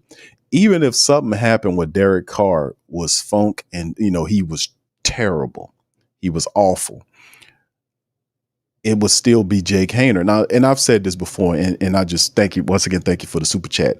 Just think about this, right? The Saints released Nate Peterman, right, a couple of days ago, right? Nate Peterman is the lone veteran backup quarterback the Saints had. The Saints had not even gotten to their first preseason game. They didn't get to their first preseason game, and they released Nate Peterman to sign a wide receiver that very few people even knew about. I think it wasn't. No. It was the Callaway thing, if I'm not mistaken. Y'all, hold on here. Let me make sure here because I think they released. It wasn't Puka's brother that they released to clear up the spot for. I think it wasn't it Marquez Callaway, if I'm not mistaken? Stuff happening so fast now. Hold on, let me do a little research right quick. I want to say, wasn't it Callaway? No. It was Puka's brother they released him for. Not even Marquez Callaway, right? They released Peterman to sign Samson Nakua. Now listen, the kid, no disrespect, but Samson is a long shot, right? He's a long shot. So you release Peterman, who's your veteran backup, for a long shot wide receiver who might not even make the team, right? The 53-man roster. So that goes to show me that, man, they have a big voting confidence in Jake Haener. That's how I see it. You release the veteran backup, right? And I'm saying, look at the time that they did it, because you was like, well, Q, they was going to do that anyway, right? But look at when they did it. It was a week before the first preseason game. So to me, I'm like, wow, that's a big voting confidence for Jake Haener. That's what it is. So if something happened to Carr, if it was an injury, God forbid, or if he played so bad that the Saints had to pull him, it wouldn't be Spencer who would they put at. It would be Jake Haener. And then ultimately, if Haener suffers, God forbid on that, because I don't see none of these guys get hurt, then Spencer would probably be the guy that they bring in after all that. So a lot of bad things got to happen for Spencer Rattler for Spencer Rattler to have a chance to get a shot at it, man. Rated R. Thank you, fam. Appreciate you, brother. Thank you for the super chat, man. Much love. All right. Rated R says, I'm sorry. Hold on. Hemisphere says, I lost my mom in 2011. It never goes away. I think of her all the time. Believe it's not goodbye. It's see you later. Thank you, Hemisphere. Appreciate you sharing that, man. Yeah, it's something else, man. People have lost their parents, and, siblings, children. Imagine how my mother felt, because she the one called me that morning and told me that, because she was with her because she had the surgery. I didn't know any of it until after it happened. And she was looking after her at her home while she was healing up. And then she passed away because the injury was botched. And I told you all this before, that the surgeon was busy doing, and I'm telling y'all ladies, please don't do that. I'm telling y'all, don't ever do that. If you want to lose it the right way. Don't get surgery on your body, because these people, they're rushing these people. And that's what they did. My sister, the guy was late doing her surgery, and he was supposed to do it. We found out through an investigation that he didn't even do it. Some other guy that's in their company did it and didn't suitor her up. So, not to get too vulgar, an infection happened, and she died. It got into her bloodstream and she died. All because of some mistake some guy made. He didn't do what he was supposed to do. But that's what I was saying, man. It's tough. And my mom's, they had a sister relationship. So my mom was really impacted by that. She really was. But she's a strong spiritual woman. So she uses a lot of her spirituality to help heal her, you see. Because if we didn't have that, fam, what else do you have? The liquor bottle, the drugs, women running destruction, man. And then in that lane will be dishonoring the memory of that person. So when they transition to a higher realm, my method is, just to share it with y'all, is that I then use that opportunity to, how can I say it, to honor their memory. Like if I level up and become a better person, if something I stop doing, or I work out more, or I be more positive, I'll do something positive for somebody else. I would do, you would level up in a positive way, and you would use that to honor the memory of the person that passed away. That's the way that I do it, to honor their memory. To me, I'm thinking that I'm doing something positive, based on that. And I think, now I say, well, she'll smile down and know that, hey, I like, that type of thing. So yeah, man. All right. Big ups to you. What's up, Eddie, man? Shout out to you, man. Good to see you there as well. Big shout out to, Willie, man. Really I'm sorry to hear that, brother. Eddie says, Q, any chance Hawker becomes TE1? If not, what will it take for him to be TE1? I really like his upside. No, I agree, bro. He been doing TE1 reps right now, being that Juwan Johnson's out. And it's interesting because he goes right past Mason Foster. Mason Foster is on that 2-year list where he's going to be done. Dalen Hawker is the future of the tight end position. It's very clear to me. Juwan Johnson has 1 year left on his contract. They gave Juwan an extension, a couple of years ago, and they were wanting this. It was a 2-year extension, which had the mind frame of let's see if he can reach the next level, because Juwan Johnson done a lot of positive things for the Saints, but the Saints are in a numbers crunch in terms of paying people. And Juwan's a free agent. Depending on if he gives the Saints a cap friendly deal to come back, to say, okay, I like the Saints, I'm going to stay. Beyond that, if somebody said, hey, bro, we like you, the Saints can't match his money, the money that he want, you see. And they have a lot of free agents that'll be going out there, and the Saints are going to let a lot of these guys go. I'm just, the team is going to look differently, and they're going to rely on cheaper veterans and a lot of free agents.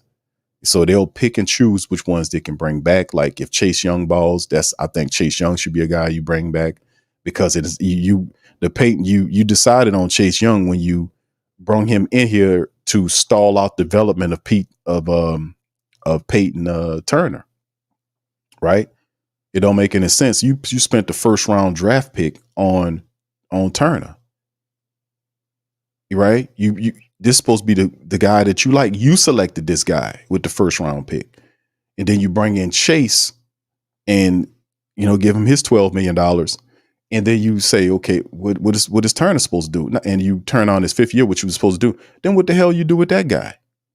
Well, that means that guy goes into free agency. You say Chase Young could be the guy. If Chase Young balls out, and I think he can get double-digit sacks if he stay healthy, then we have something. And then Foskey's not going to be ready after this season. Is he going to be ready next year? And you say, okay, Foskey's the guy. That's an option you might fall back on, or you just might go into the draft and take another defensive end and say, hey, man, we're going to start all over again. We're going to put this guy over here and this guy over there. You see? But like I said, man, the Saints lose a lot next year. A lot of guys they're simply not going to be able to pay. Juwan Johnson, Pete Werner, Chase Young, Willie Gay. These are 1-year guys currently, right? That's on 1-year deals right now. And then in 2 years, you lose Demario Davis. It's just the next 2-3 years, the Saints team is going to undergo a radical change. And it's going to be very important on how Mickey Loomis and the decisions that he makes over the next 2 years, how this team is going to look in 3 years, how they're going to look. It's going to be interesting, man. So yeah, I agree with you, bro. I think Dallin Hawker is the future of the tight end position. He is, no doubt about it. He is the modern NFL tight end. I said it before. The dude reminds me of Jeremy Shockey. I ain't talking about a completed on top of his game Jeremy Shockey, but if you go back and watch young footage of Jeremy Shockey, even some of the stuff when he was at Miami, Hawker's not as loose as Jeremy Shockey was. Like it's some stuff that Shockey did, and he's a little bit more rock starish, with his motions, because that's what Shockey was. He had a cool last name, and his persona was that of like a rock star. He had the long hair like Hawker has, and he was talking and drawing. He was animated. Hawker's not animated, but Jeremy Shockey was a dude that I think what this guy looked like. His game, to me, kind of some of his game remind me a lot of Jeremy Shockey. And I've been sound like, man, dude remind me of Shockey. But he's a modern NFL tight end. He can block, he can catch. And I mean catch really well. And he's faster than what he looks. Like he's comfortable running out there and stuff. You just got to get his routes together. But he's definitely the position. He's the tight end in the future, because the Saints ain't gonna be able to play Juwan Johnson. And Dallin Hawker is an undrafted guy, and the Saints seem to be really good with that right now. All right. Thank you for that, Tasha. Much love. All right. Big ups to y'all, man. All right. So Rush, I say sorry for your loss, brother. I lost my granddaughter a few months ago. She was 2. Wow, man. See, a lot of people going through it, man. Man, y'all was supposed to hear that, man. Willie, thank you for sharing that, man. See, a lot of people here, man, going through loss. They don't talk about it, man, but a lot of people going through something. All right. Yeah, I got it. Thank you. Thank you, Reed. I got you, brother. Yeah, them soul ties is a beast, man. I'm gonna probably do something, man. Yeah, spiritual transference. Go ahead, Sean. You're getting deep on them right quick. There you go. All right. Tasha, he trying to get deep over there. You hear Sean now. He trying to get deep on him. All right, there you go. All right. V-Man says Spencer ain't starting over DC4 unless it's No, don't get on him, V-Man. Some people like Spencer Rattler, man. A lot of people that now rated R. Rated R, it probably don't like he likes Spencer Rattler because he probably don't like Derek Carr. A lot of people simply don't like Derek Carr is what it is. Sean, shout out to my brother Sean. Say he lost his mother this year to cancer. See, a lot of people going through it, man. They're going through it, man. Talk to him, man. Y'all talk to each other, console each other, man, because that's how we make it, man. That's how we gonna make it. All right, Byron said he lost his friend 2 months ago from a heart attack. See, people are going through it, man. Y'all, YO says Derek Carr just needs to be a game manager. Cam Newton. Yes, game manager. Yeah, I like play action Carr. That's my favorite version of him. All right, the hemisphere. He says I can preach. LOL. I need to get back into reading it. I was blessed being in the world. It really helped me a lot. Yeah, the word is, yeah, man, that helps out, man, because it gives you that moral compass. Where is that at nowadays, man? You know, where is that at? You know, where is that? Like, it's like, well, how did the people go so stressed? Easy. That's the programming. You know, you started, like, you go back into a lot of the television was like part of that. Like, you go back, what, in the 60s, and it was Andy Griffin on television, And, you know, that stuff you can watch with your children and laugh. And then it went from that to what you see nowadays. Man, it's just evil psychologists, because that's how they did it. They call it the Overton window. If you study it, look up that. That's how they do it. That's how they put you here, and then next thing you know, you way over here somewhere off center, way over here. And you're like, how did I get way over here? Because they specialize in incremental movements. You don't even know you being moved. It's called Overton window, man. That's how the programming works. There's too many people that came before us to break all this stuff down. That's why I'm heavy. I'm a heavy reader, man. You gotta know what's going on out here. You just be food for the gods, as they say. Sarah Thomas says Derek Carr will more likely not play all 17 games. Our backup situation is probably going to be more important than the Saints family members are considering. Thank you, Sarah. Appreciate you, man. All right. Rada says, I really think Jake is better than Spencer. I think right now he is. Now, that's not saying that he can't potentially be, you know. So why Spencer being outplayed Carr and Spencer? Yeah, he might be looking good in training camp, but just because he outplays him in training camp, brother, he won't get the starting job. You know, there's a lot of other factors you have to mention in there. It's like the fact that the guy is making $150 million, and for Spencer Rattler to be a starter in his first year, they're not even looking for that. Like, he's not even, you know, Spencer Rattler can hope that the best he can do is look to try to I don't think you need to be aiming Spencer at Derek Carr. If anything, Spencer needs to battle Jake Haener. And Jake Haener has been doing, now Spencer's been doing really good, but Jake Haener has been doing just enough to stay ahead of him on the depth chart. It's not just me. You can go and watch the play. And not only that, but Dennis Allen didn't feel the same way. And if Spencer Rattler is your starting quarterback going into the season, brother, you're not going anywhere with Spencer Rattler. It's just he got a lot to learn. He's good, but he's more of a Spencer. Spencer is a future quarterback. He's a future guy. You know, I don't see him as a starter right now. It's just he doesn't know enough. He's looking good right now, but that's a little different. Like, you taking on a 10-year quarterback with $150 million, and he got the full support of the coaching staff and the general manager. That's a lot to overcome. You got to factor everything in that rated R. Walk for Jesus says, yeah, my pops went home in February. Stay strong, my people. Indeed, man. Indeed. All right. Pammy said staph infection went septic. Yeah, that's what happened. Pammy, you sound like a nurse. You a nurse, Pammy? All right. Tosh says, Q, I attempted 3 times to have that surgery and something always can. Don't do it. Like Melvin from Sanford and Son said, don't do it. Don't you dare do that. Don't do it, ladies. Don't do it. I'm telling you, don't do it. Because that wasn't the first time. It was her second time. She had it years ago, and I was like that. But I didn't know she had it a year. She did the surgery a year before she died, and she went back for something, a checkup or something happened. I don't remember because I was against her getting it originally. I was like, don't do that. Don't go up such and such and all this kind of stuff. And she still did it. Then She had it, lived with it for a year. She lost some weight. A year, maybe 2 years. I'm not certain. And then, because the time is weird, and then she went in for what was supposed to be something, a checkup, or I don't know if it was just something was going on. And that's when it all went haywire, because she had the surgery on a Monday and she was dead by Wednesday morning. Because I never forget that call. My mother called me and she was crying, man. I never heard my mama like that. All right. Hemisphere says, I tell people all the time, it's good to hear someone preach it, but you need to read the word for yourself. Yeah, that's right. Get it in there.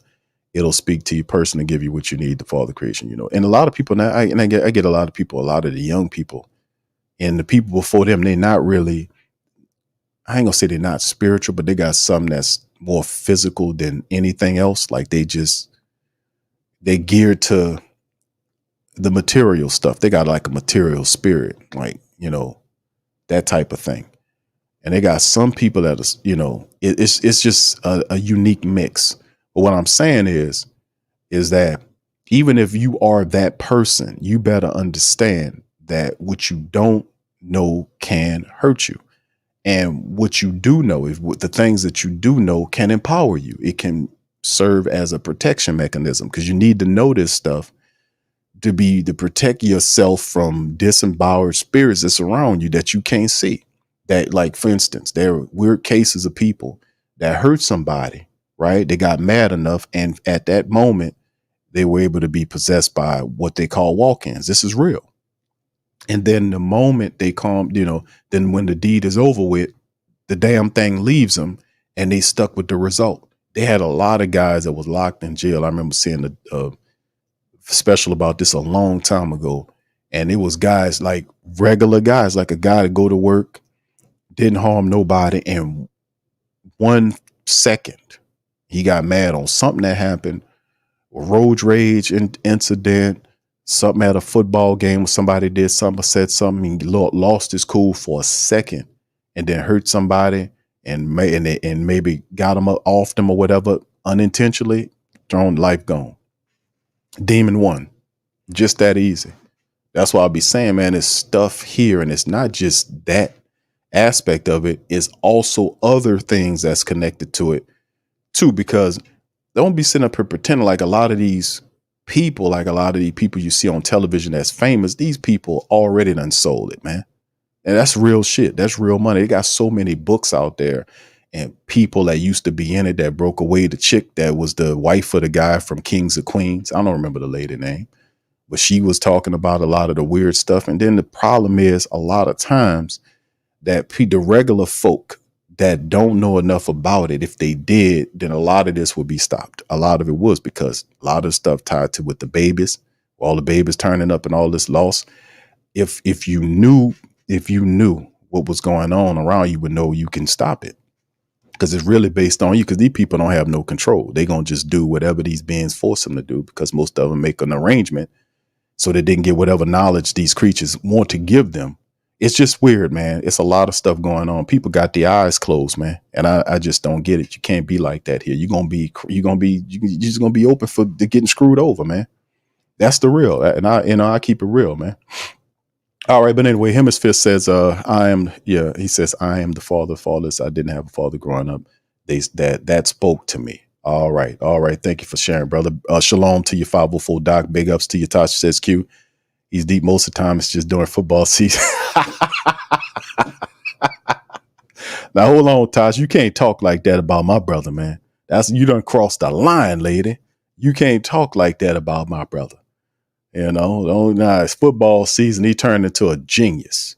Don't be talking like that about brother Sean. That's a black and gold man, true and true. I ain't gonna let you do it. I ain't gonna let you talk about him like that. 504 Doc said you heard me talking while I was driving. He said I lose my grandma and my aunt in 2 months span in 2022. It hurts Willie, big brother, but just remember God lost his son, so he knows your yeah, bro. Good comment there, bro. Wild says chilling, trying to stay out of the rain. Mark says I read something about the Saints wanting to trade AK-41 to the Browns, Cleveland Browns. Is that true? That is absolutely not true, my brother. That is a big time craptastic rumor. That's not true. The Saints are currently having a contract negotiation going on with Alvin Kamara. It was reported that the Saints put out a offer. They made an offer, a contractual offer to Alvin Kamara. No information or particulars on how much the offer was. Just merely an offer was extended to Alvin Kamara and his representation. So, and that was 4 or 5 days ago, I want to say that happened. So obviously right now they're in the midst of negotiating between the two, to see if they can get the money right, to see where they are. But that is a big time rumor. Brother Mark, thank you, fam. Appreciate you. Pam says, Q, I'm not a nurse, but I worked in the medical field for 25. Okay, thank you, Pam. Appreciate you. All right, V-Man says, I don't like losing my folks, man. I wake up in the middle of the night checking on everybody. Yes, indeed. Travis says, salute to the Black Gold Nation. AQ, what up, Big Q? What's up, fam? How you doing, brother? Appreciate you, brother Travis.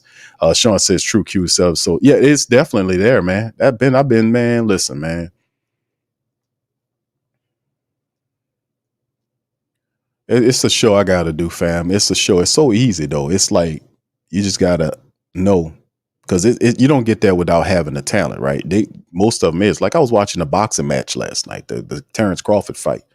And all I was seeing was people on the front row popping up. And then you could, like, I can't say you can't see it, but I know. Okay, you sitting next to him, then that guy that y'all all lined up like that y'all on the same team right there. That's what I was looking at the crowd. And I was like, okay, Eminem sitting next to the sheik of that's from Saudi Arabia. I was like, okay, he won, she won. It's just, you can tell, man. You can tell, man. You ain't gonna get it. You don't bargain with them, man. You ain't supposed to bargain with them, brother. You can't bargain with them. You're not supposed to bargain with them for shit that's temporary. That's the game. They're gonna flim flam you, man. You're not supposed to bargain with them, man. But for the people that want the material shit more than anything, they want to gamble. That's what they fall for it. It's the weak people. All right, Sean says, Q. Oh yeah, I know. That's why I had to stop. I was like, hold on, Tasha. You can't be talking like that about my black and gold brother. Now, when he started talking crazy about the Pelicans, then you get on him. You know what I'm saying? That's when you talk crazy to him. Rush Hour said there's a lot of stuff going, demonic stuff going. Yeah. Oh yeah, man. That's who run the thing. But like I said, fam, shout out to brother Willie, man. Today, man, that he lost his son, man. That is deep. My condolences go to you, brother. And like I said, man, there's a lot of people here that deal with a similar loss, and it don't go away. It don't go away. But I won't say, does it get easier? I want to say it does get easier because in your mind, you deal with it. You deal with it and you try to the best of our limited understanding to make sense of why they're not here no more. But it was also kind of weird because at times, like when Eddie passed away and I would watch boxing, I would be like, man, I gotta, I had to catch myself like, man, and I got to call him. And I was like, hold on, that happens. That'll kind of pass in time, my experience. But, you just know that's a grander plan that's at play here. That's way beyond my level of understanding. And I've been doing a lot of reading for years and I'm not even close. But, I just know that it's a grand design, man. That's a lot bigger than us, man. And I know that when you just have to be able to share and talk to the loved ones and people who have lost, that they can, kind of share in it. Because you talking to us is going to help you with that. So, just keep doing that, brother. And don't get nowhere dark or in a place dark where you can be susceptible to the depression. And that will lead down a road that will dishonor your loved one's memories. So we want to honor their memories. We want to do good works and honor and do good things in their honor, moving forward and uphold and create that, and keep that legacy going. That's what we want to do while we're here, man, until it's our time. All right. So big ups to y'all, man. I'm going to get ready to get on up out of here, man. B-Man says, Q, what do you think about special teams? We're going to get some points off the new strategy. And I was watching the new special team stuff, man. I wasn't really impressed with that, man. That's why I was told one of the family members that say, Q, what you think about the new kickoff rule? I was like, well, I don't have much of an opinion on it. I need to see what it looks like first. And I seen it. I'm not really impressed with that, man. I'm not really impressed with that, so I still don't have, I need to see more of it, just to be honest with you. But for what I'm seeing right now, based on what they was doing, I wasn't really impressed with that, to be honest with you. And I don't know. I don't know. But I still don't have much of an opinion on it, bro. Because it's still like, why are we doing this? That's in my head. That's like, why are we doing this, man? Why are we doing this? Why are we doing? Well, it's supposed to be safer, man. Don't you understand, man? It's crazy. You can't civilize an uncivil sport. It's all you can do is improve. You want to make things safe. Put more of an emphasis on the equipment that they're wearing. Make the equipment that they're wearing better. Like there are actually concussion-proof helmets that they testing. Start doing that. Do that. Because a lot of the equipment that they use, and it used to be when you watch football back in the day, they had these big ass shoulder pads and they had all this stuff on their knees and their arms, all that kind of stuff. Nowadays, it's not cool to put all that on. So they got all this stuff on there that's very light and more streamlined, and guys are faster and they're running into each other at a faster rate. So let the emphasis be on the equipment. Now, don't get me wrong, some rules and things need to be worked, but I still feel like you need to focus on the equipment aspect of it, because they were talking about concussion-proof helmets years ago in the NFL, before the NFL started coming, before they couldn't control the leaked information that came up about them suppressing that concussion data, which I still say they got off light on that with the little bit of money they had to pay on that. Man, they should have really been forced on some stuff when they were suppressing stuff, But yeah, that should be the focus, like on equipment, man. It really should, man. They had concussion-proof helmets years ago. They just didn't do it because they really don't care about safety. That's the whole thing. You think the Saints care about safety how they did Derek Carr last year? Derek Carr was shot up with multiple needles in his back, and he said it himself. I like the guy was shot up with painkillers, shot in his arm, shot in his back from different angles, 3 or 4 shots in his back to dead to pain, so he can go out there and throw a football, and you have healthy backups right there. What part of safety was that? Did they get called out for that? Did anybody call them out for that except for me? That wasn't safe at all to do that to Derek Carr. His eyes bucking. He's out of control. His face, you don't know where he is. Oh, the ball sailing over people's head. That's what ball sailing at their feet. And you look, I'm like, what's going on? Because the guy don't have a feel for the ball. That's why you seen him during the games trying to throw the ball hard to rip it to get a feeling for it. Hey, man, this dude here just got cracked up by the Green Bay game, went to the hospital to get x-rayed to see if he had damage to his organs. And then the next week, this dude is in there, shot up on painkiller, trying to play a football game. And we got 2 healthy backups in there, 2 healthy backup quarterbacks. Yeah, but we all about safety, though. Nobody got on them for that. Nobody. And they didn't care about no safety. They just say that so you don't sue them, and it's good GP to you to say the NFL cares about safety. They don't care about no safety. They only care about money. That's what that said. It's just we should know better than that. All right. Yeah. Shout out to you. Says we have to guard our hearts and our children. We must know it. Yeah, that's the constant battle is with people. And that's like I say, if you don't know that, if you're a person that don't know they got evil demons and spirits that possess people and it's not, some of it is like a lot of times you got to give permission for stuff to come around you. Like a lot of times they don't always follow the rules. Like if you watch some of the old Dracula movies, the old demon movies from back in the day, you open up the door and they got something there. Y'all remember that, the old movies? And then the thing's standing at the door, but he can't come in or it can't come in. You have to invite it in, right?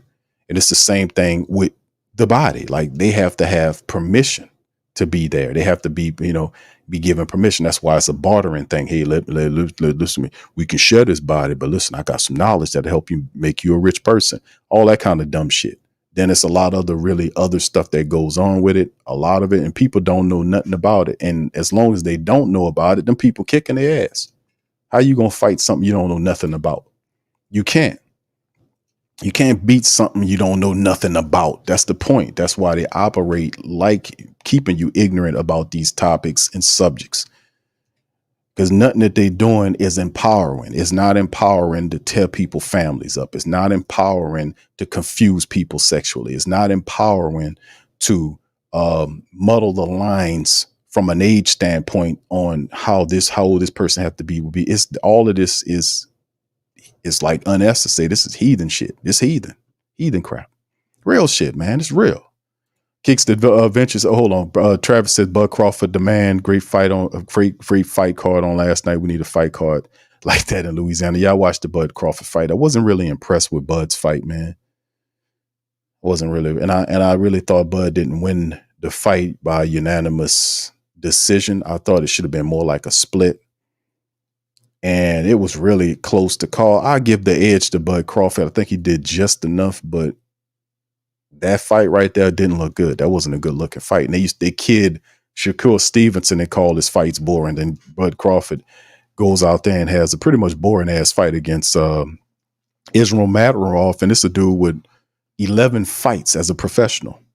And Crawford got 40 something fights. And it was one of them type of situations. Very weird fight.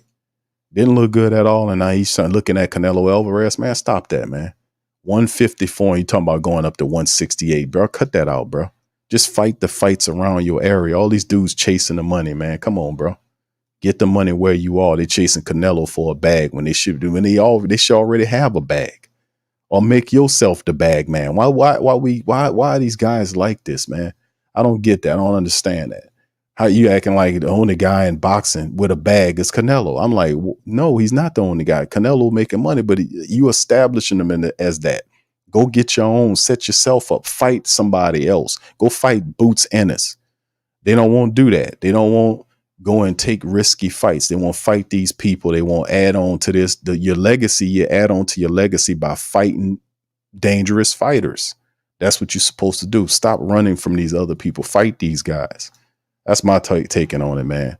You know, all right. Kicks Da Vinci, man, said, I've been experiencing nearly breathtaking thoughts of mortality. Wow. He said, it scares me a lot. I get anxiety in the text. It has been going on for 2 years, experiencing breathtaking thoughts of mortality. What do you mean, bro? What do you mean breathtaking thoughts? You talking about you having bad dreams or something? What's going on there, brother? Might need to talk to somebody about that, brother. You know, that sounds pretty tough. Hemisphere said, keep this with you and know as two sets of footprints turn into one into the sand, Jesus is the walking with you, also will carry you in your time of need. Thank you, bro. Share, yeah, this is good, man. New kickoff rule looks like powder puff football stuff. I don't like how it looks, and I'm like, I don't know if they're gonna keep it. Look, Michelle, Larry, all the celebs, she close with Big Q. Okay, Michelle Lammy, is that the lady from the Kings of Queens? Is that the same person? I don't remember the lady's name. T. Roy says, what up, Q? Do you still have that show me and you can't win? I hope we better than that now. Do you still have that show me and you can't? You talking about now? Hey, bro, I'm gonna have to break that out, man, for the season. But yeah, I still got the show me.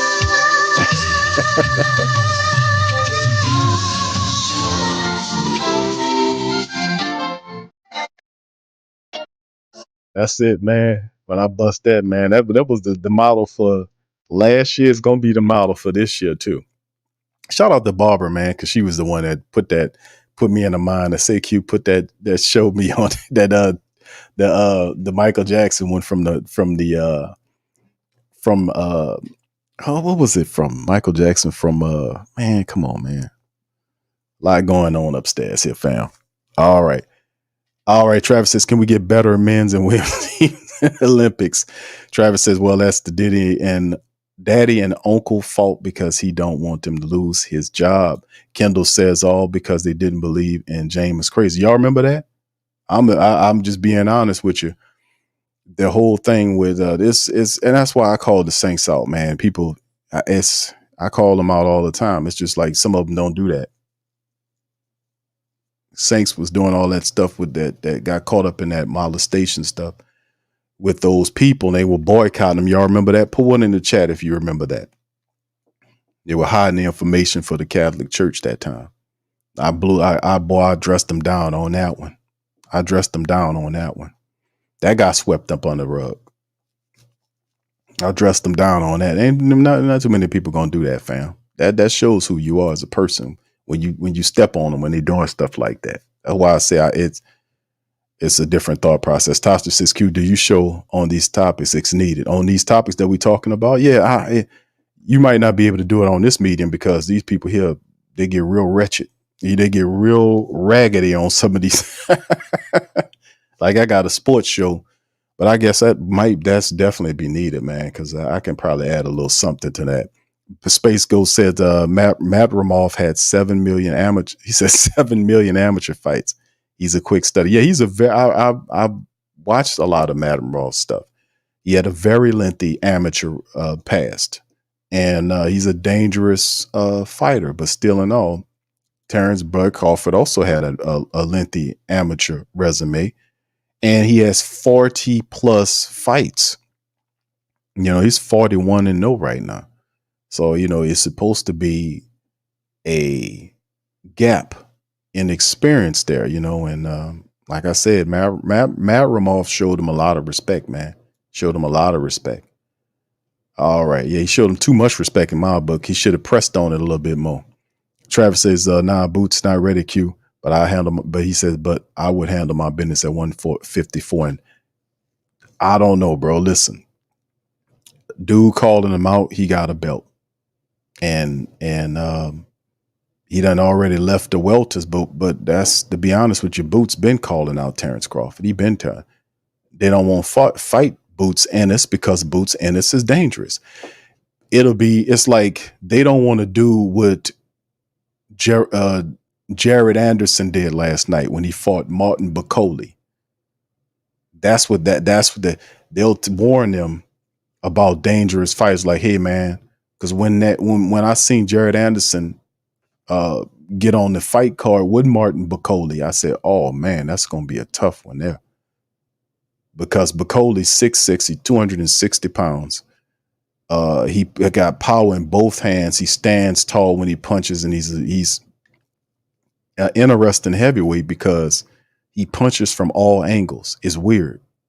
He punches from all angles. We talking about left hooks, right hooks, left straights, right straights, uppercuts, short uppercuts, hard uppercuts, body shots. He punching, flailing away. And Jared Anderson he's 6'4". He's fights like a cruiserweight, to be honest with you. That's what I look with. I seen Anderson looks like a cruiserweight.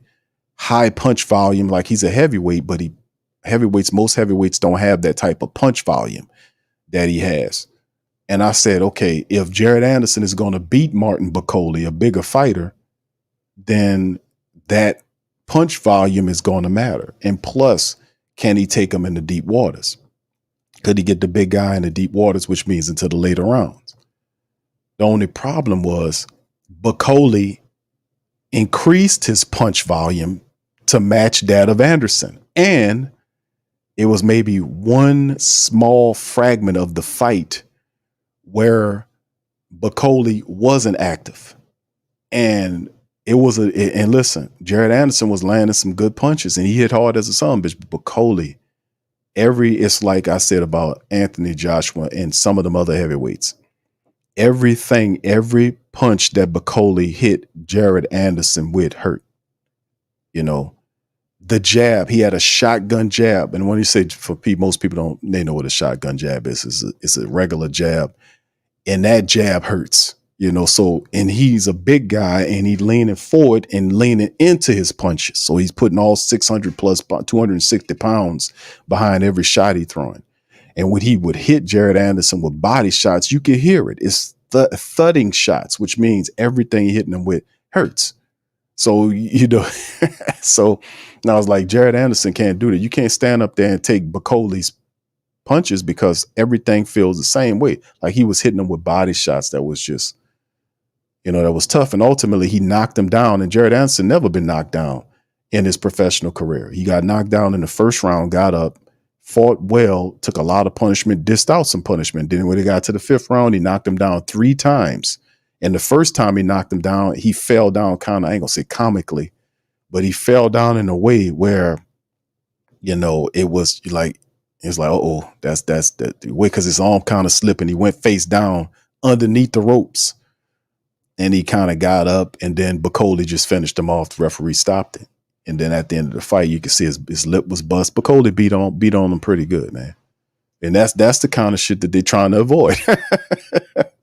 Terrence Crawford didn't want to be Jared Anderson that night, or Pitbull Cruz. Pitbull Cruz fought a guy, what was his name? Jose Venezuela, who was an underdog, and Venezuela beat Pitbull Cruz and took his belts. The guy came to fight. He didn't let him cut the ring off. When he counter punched him, he got his timing together, and he had a really good fight, and he took his belts away from him. But I credit those guys for understanding that. But Jared Anderson felt like he was ready for the big time. Now he got to work his way back up. Terrence Crawford, some of them guys know who they can fight and who they shouldn't fight. The best in the business know that. That's Canelo Alvarez. Canelo Alvarez know who he can fight and who he don't want. He knows. That's why he ain't taking on the Mexican monster, David Benavidez. Because David Benavidez would beat that what. And you can rhyme that, put that on the shirt. Put that on the shirt, baby. All right, V-Man says, Q, soon you'll do a reverse. Nah, man, it's just weird. It's a weak game out here right now, fam. It's weak game out here. A lot of these sisters out here, man. And it's the guys too, man. A lot of it's not one side more than the other. It's both.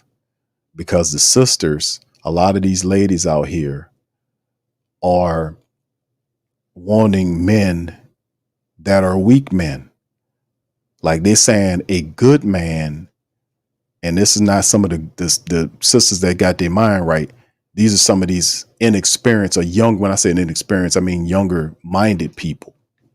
And I'm saying not just in age, but in maturity levels, because that's, to me, that matters.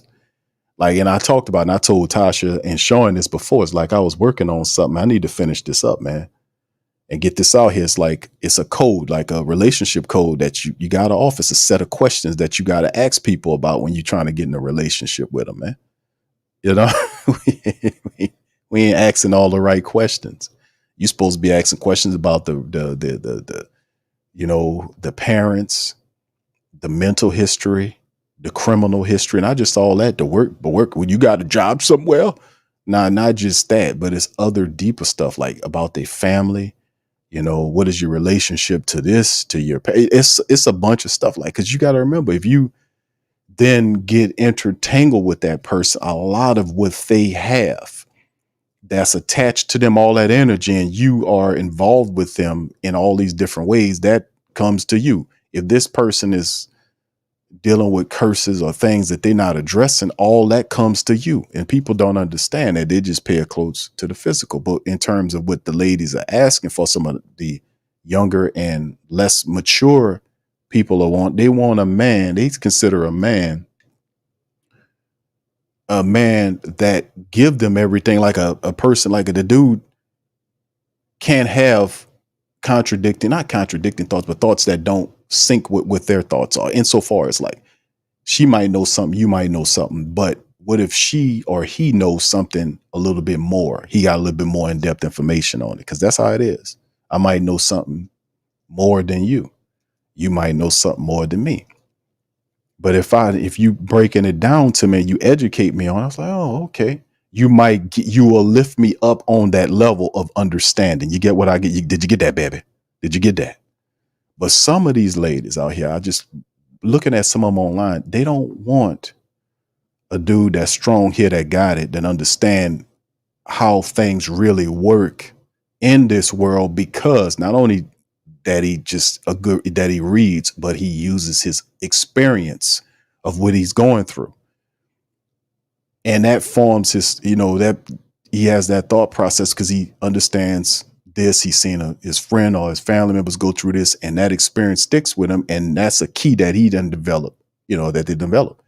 But I see a lot of these ladies, and that's not all, but a great deal of them consider a man, a good man, a weak man that's easy to be manipulated. And I would caution against that, because you'll find guys that are not sure of themselves, because that's all that is a lot of it's tied to the knowledge of who they are, or the place or the role that they represent in their life. A lot of people are not there. They don't know exactly who they are or why they're here. You see what I'm saying? They don't know. They haven't done that work, or not at that stage. This deep shit I'm telling you. I'm talking deep shit here. But I'm saying, if somebody is grounded, and it's a term that they use, grounded, meaning feet in the soil, roots are in the soil, which means they know who they are. They got a knowledge base that they rely on, and they use it because it works. Not saying that they can't get new information that they can then use to upgrade what they knew. You know, it's like, as the technology gets better and the information gets better, you move from this level to that level. It's like the scientists, like this one of the smallest things they used to say back in the day, the smallest form of matter at one time was considered an atom, right?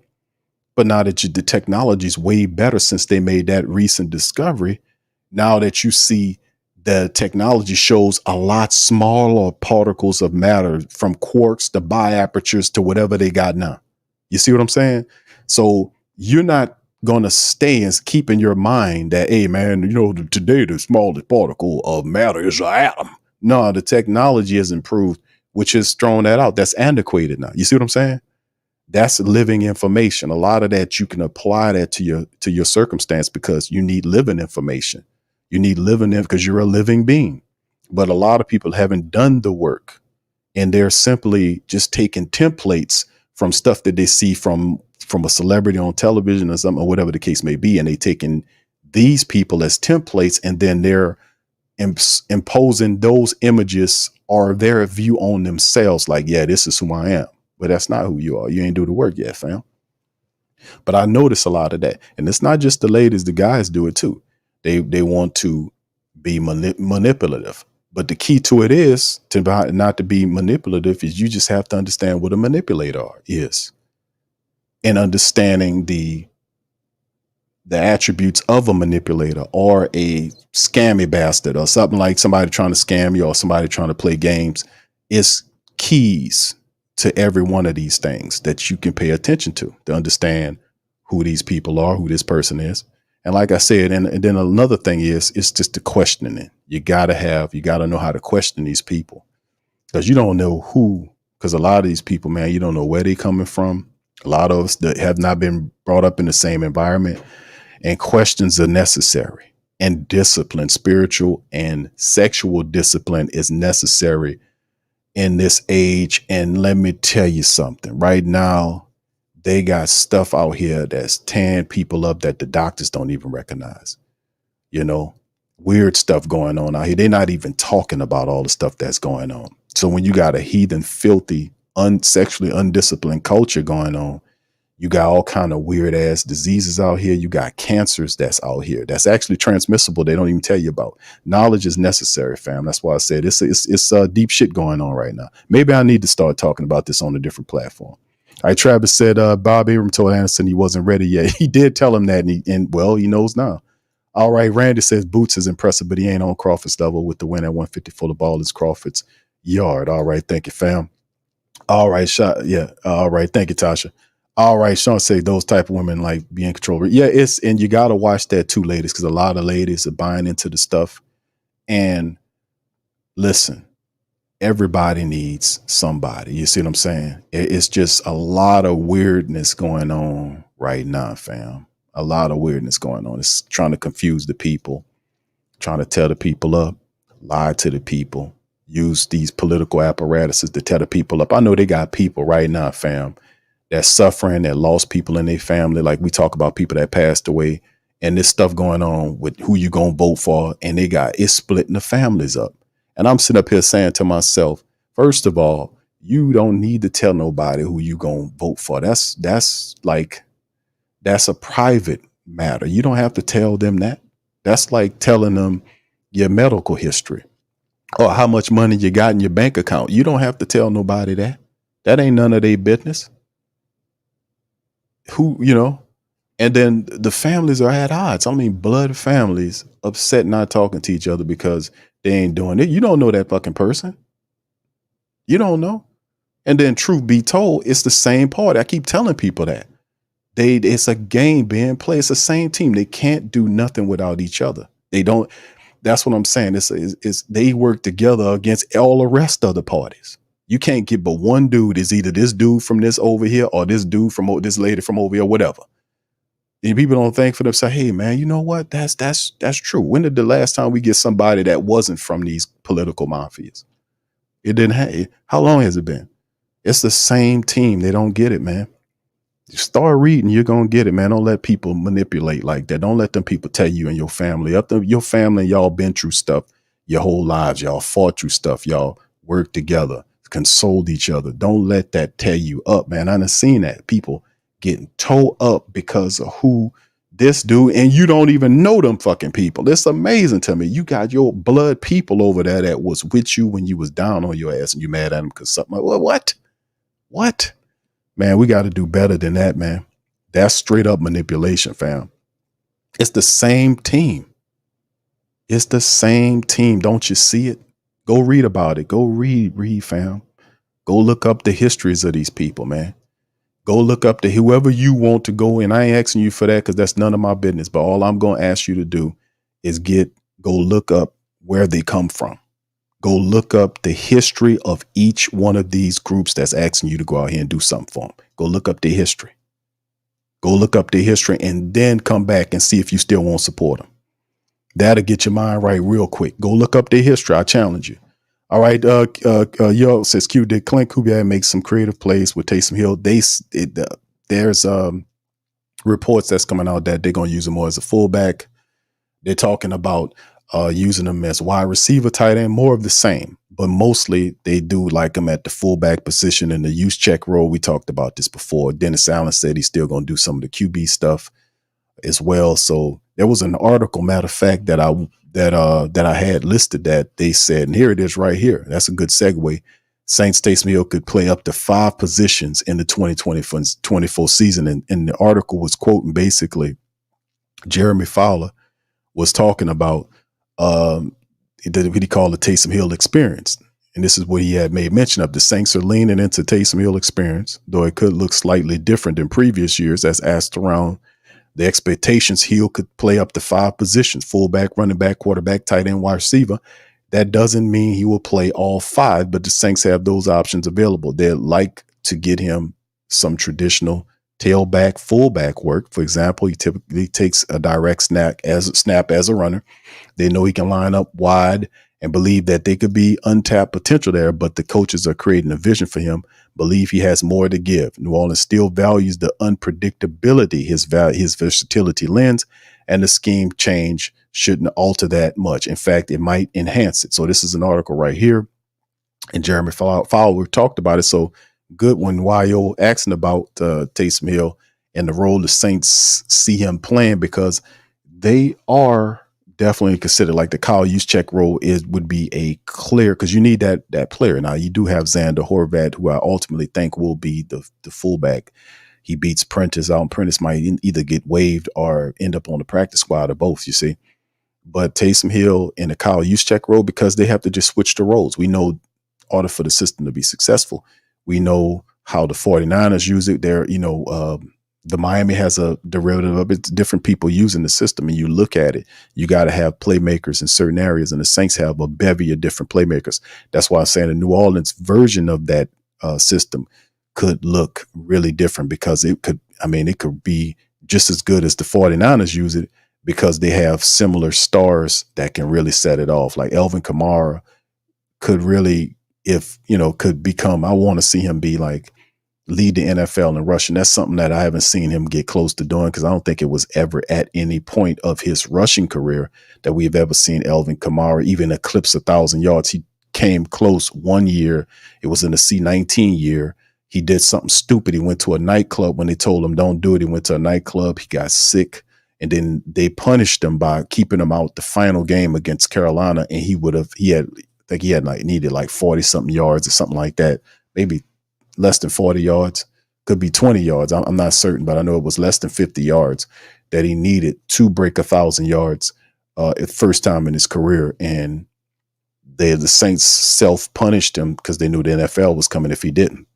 So they benched him for that game, and then he started the next game. I think that was against Chicago in the playoff game that the following week, the wild card week. I think that wasn't it Chicago? I want to say it was Chicago, and they just beat the hell out of Chicago. Chicago didn't come to play.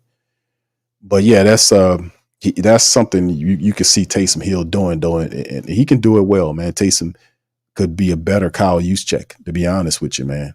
Because he can do a lot. He can do more than what Kyle Juszczyk does. To be honest with you, and Kyle Juszczyk's the best fullback in the game. So that's saying a lot. So, I mean, we'll see how it all goes, man. All right. So anyway, fam, shout out to y'all, man. All right. He says Taysom next to DC in a shot. He says Shotty is clutch. Yeah, we got to do. And that's the whole thing with the experiment of Taysom Hill. I think like Taysom Hill, man, is like we talk about Alvin Kamara, but often talk about Taysom Hill as being it kind of unstoppable. We always talk about him averaging 5 yards a carry as a quarterback, and everybody knew he was going to run the ball, that he never was going to throw it that much. But they would crowd the line, and he was still some kind of way average 5 yards a carry. Just imagine him in the fullback role with them actually blocking. And it's not like Taysom Hill's a slow lumbering player. Taysom Hill is just, see, he's fast. He ain't fast as Alvin Kamara. But if you're talking about the top 5 or 6 players on your team, Taysom Hill is in there somewhere. You know, probably the fastest guy on your team is going to be Rashid Shaheed, hands down. But you throw guys, but if you're talking about 5 and 6 guys, that's in terms of speed demons, you're looking at Rashid. You got to throw Chris Olave in there, not in that order, but definitely Rashid first. Then you're looking at guys like Taysom Hill. If they get a foot race going between Rashid Shaheed, you put Alvin Kamara, Taysom Hill, Rashid Shaheed, Chris Olave. Who else? Even Mason Tempter. He's 4'3". He's a 4'3" guy, 4'3". You put those guys in the foot race, man, like them top 4 or 5 of your top guys are in that area. Like they're incredibly fast. Like Chris Olave has a good degree. He ain't Rashid Shaheed speed, but let me tell you, he's still, you give him, he turn on afterburners. He's fast as hell. So, and even A.T. Perry to a degree is like a 4 something guy. I want to see A.T. Perry. What is A.T. Perry's 40 time? Hold on. Let me look that up right quick. A.T. Perry can go. Let me see. A.T. Perry, what is his 40 time? Because I think he got a good 40 time too. Hold on. Let me look that up right quick. 4.47. A.T. Perry at the 2023 Combine, 4.47 A.T. Perry. How about that? Saints have speed, man. So like I said, when you got guys like that, man, that can turn on the afterburners, and the Saints system is setting up where it opens up these huge zone run lanes for guys to run, and then the lineman and the wide receiver are being trained where they then turn, like when they get into a certain area of the play, when they, like John Benton said, they get to an area of the field. Not saying they're looking for a player. He's saying he's teaching them to get to areas of the field. And once they get to the area of the field, then they seal it off. Not just pushing like I've seen plays where you see 49 linemen pull, and then they get to a certain area and then almost like turn around and seal off the pursuit angles. So it's not like they block them and then they just be pushing them and stuff like that. Then push them and the guy still turns around, like the lineman's blocking them. And then the defender turns around, seeing the ball carrier running, behind him as he's taking off. And then he turns naturally to pursue him and, try to chase him down. There's nothing the lineman can do at that point, right? If he grabs and holds him, he kills the play. It's a holding play, flag, and then the play comes back. Wasted play, right? So instead of doing that, their idea is that the blocker gets to an area of the field and then turns around and blocks the guy, cuts the pursuit angle off. I got to say that's pretty clever. Now you gotta make it work though. You see, You got that actually pretty clever if you can make it work in New Orleans. And we'll see, man. A.T. Perry 4.47, man. So the Saints guys have speed, man. They really do. They have speed, man. Our top players are very fast. We got speed. I mean, we got game changers. We got game changers and breakers. What's Elvin Kamara's 40 time? You know, we know Elvin's fast. Let me see. I don't think he ran a fast 40 time. I don't think did he run a fast 40 time? No, he sure didn't. Elvin ran a 4.53 at his pro day. And we know Elvin Kamara's faster than that. I know Elvin's faster than 4.53. He ran a 4.53. But that's unofficial. They say it was an unofficial time. But he ran that when they tried, I think the Giants tried him out. He did an unofficial, when the Giants were looking at drafting him, they scouted him, and he ran with the Giants an unofficial time of 4.53. And what was his combine speed? 4.56. Is that right? But then again, he did a 40-yard dash at the end of the combine. What was it? They said for the Giants was an unofficial time of 4.53. And the combine had Elvin Kamara's time. I don't think he had a good 40 time. Let me see. What was his 40? Yeah, his 40-yard for the combine was 4.56. So he ain't have a great 40, but we know that's a lie, right? We know that's a goddamn lie. That dude can book it. All right. Anyway, yeah, Randy, I heard Tipton still making noise training. Yeah, he's most consistent thing we have, man. Yeah, he's the most consistent thing we have. Let me see. Rashid Shaheed's speed is ridiculous, man. Let me see if I can throw that in there. Because I think he's definitely the fastest player we have on our squad. He was undrafted, and now the dude is, let me see, Rashid. What was Sheed's time? A 4.3. Damn. Zebra Technologies clock Shaheed a 4.3. Was it 4.3 flat? Is that right? Good grief. Let's see. She lined up for left formation. He ran a 4.56. Somebody said it's different there. Said he ran. That must be a different number.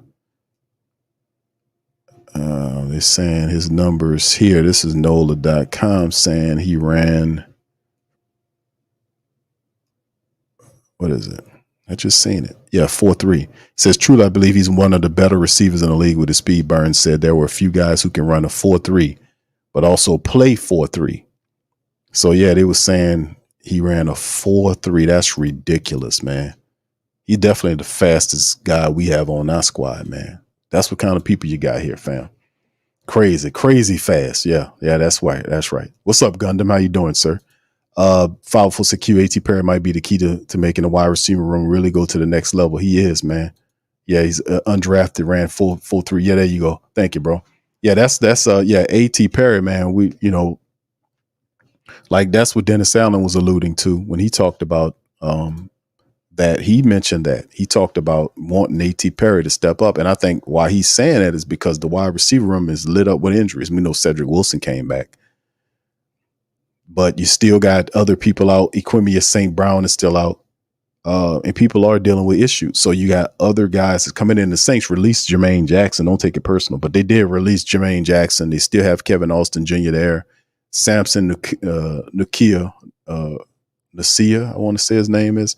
Stanley Morgan Jr. And all these are relatively inexperienced wide receivers. Callaway comes in here, which I actually like the signing of Marquez Callaway because he was a guy that played starter here under a different system.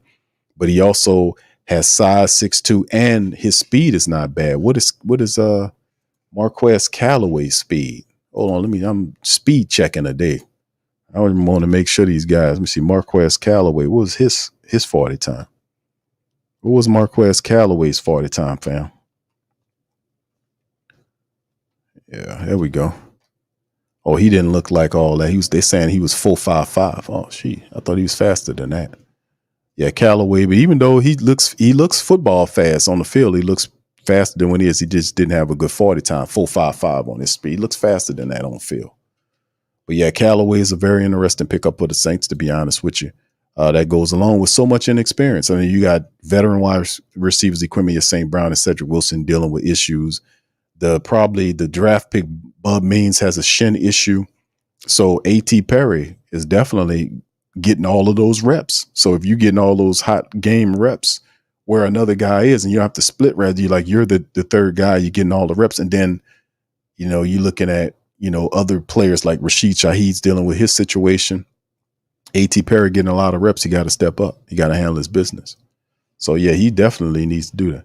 All right, Pamela says Nakua. Okay, thank you. I appreciate the pronunciation, man. Y'all know I be butchering names. I don't know. Y'all know I'm throw it off a little bit about that.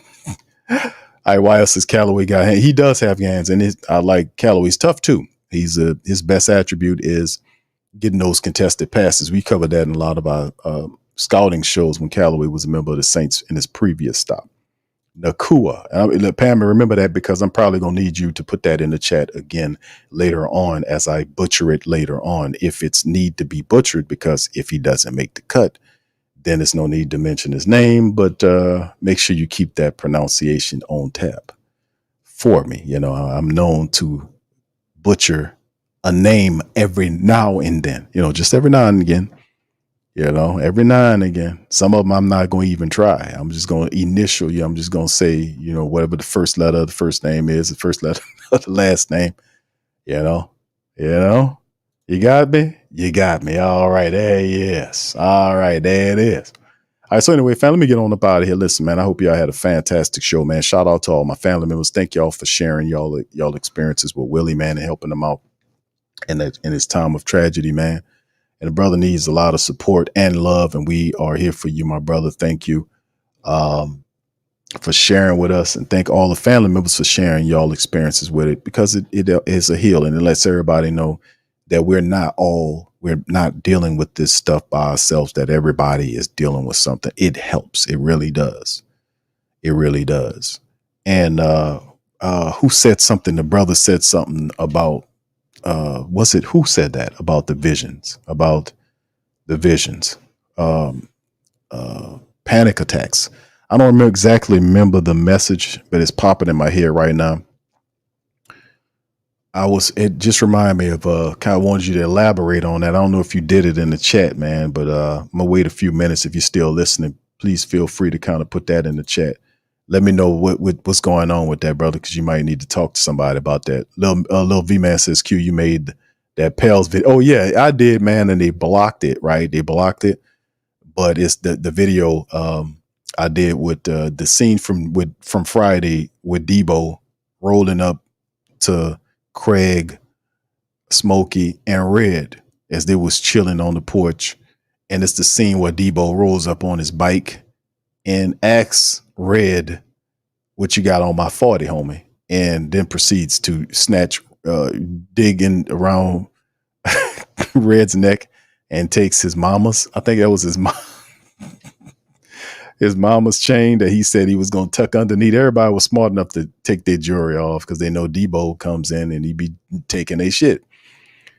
And it was that scene. Well, that scene was relative of the Pelicans trade that had brung DeJounte Murray to the team, right? It was such a robbery that the only scene that was fitting to describe what happened was that particular scene. Now, let's set the stage. Debo is the New Orleans Pelicans organization. Red is the Atlanta Falcons. Smokey is what is Smokey? Smokey's the NBA logo. And Craig is the coach of the Hawks. And I did that, man. I even inverted the picture. I flipped it around, like flipped it the opposite way so that they could be saying, and they still, I was like, man, who the hell are these people, man? Who thinks about that? Well, they're going to probably flip it around. So make sure you get it like that too. What? Damn, bro. But yeah, man, it was a good video, and that was a fitting moment, and I did it, man. I put the logo over the top of it. It was pretty funny, man. And then of course they blocked it. So I'm gonna upload it to Patreon and then share the link so y'all can see it that way through the membership channel on PPR, man. That's what I'm gonna do. So yeah, that would be that was pretty fire how we jacked them on that. All right. Yeah. That was pretty cool, man. Yeah, that was funny, man. Like I did it and they blocked it. So what I'm gonna do is I'm gonna upload it to Patreon and then share it to the channel for the PPR family members. So we're gonna do it like that. And then the Patreon family members, they'll be able to see it right away. But it was a good scene, man. It was indicative of what the Pelicans did in the Murray trade. Yeah, that was funny, man. That was funny, man. We got him on that one. What you got on my 40, homie? You know. It's all about Debo. Oh, man. Anyway, with that being said, man, let me get on up out of here, man. I appreciate y'all chiming in, man.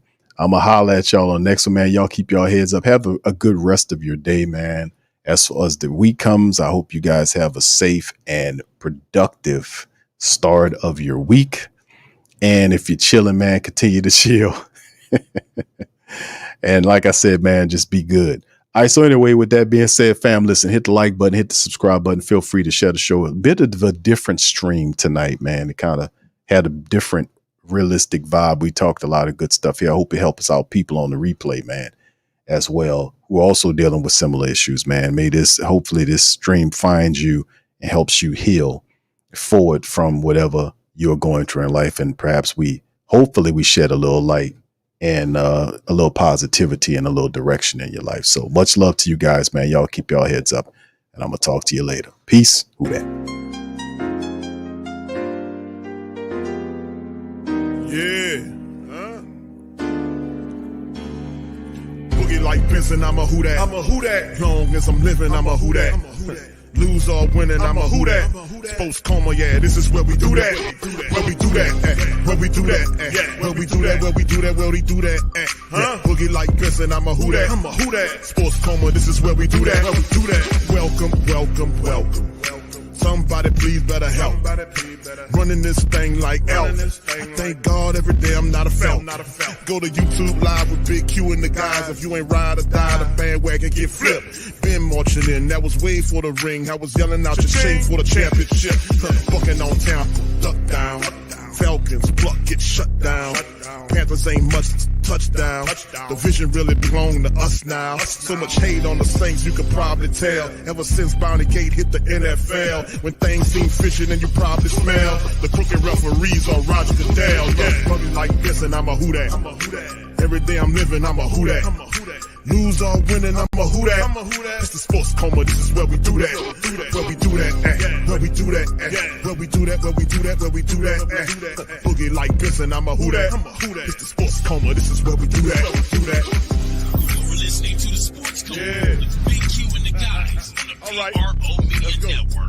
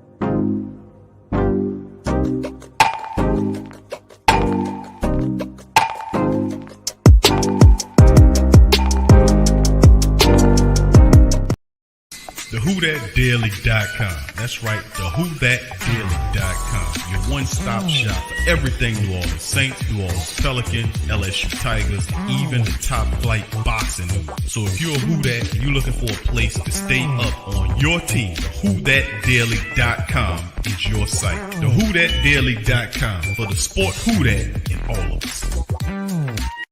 That's right, The Pro Shop is the platform store where you can go and buy all the latest merch to support the platform. Available at the Pro Shops, we have dozens of hundreds of products available for you and your family. Unisex tees for men and women, hoodies and sweatshirts, tank tops, kids and baby items, long sleeve tees, mugs, pillows, wall art, bath bedding, face masks, phone cases, stickers, bags, fanny packs, socks, hats, and many other items. Please feel free to check out the Pro Shops. The link is in the description section below. And remember, it helps the platform continue to grow. Check out the Pro Shop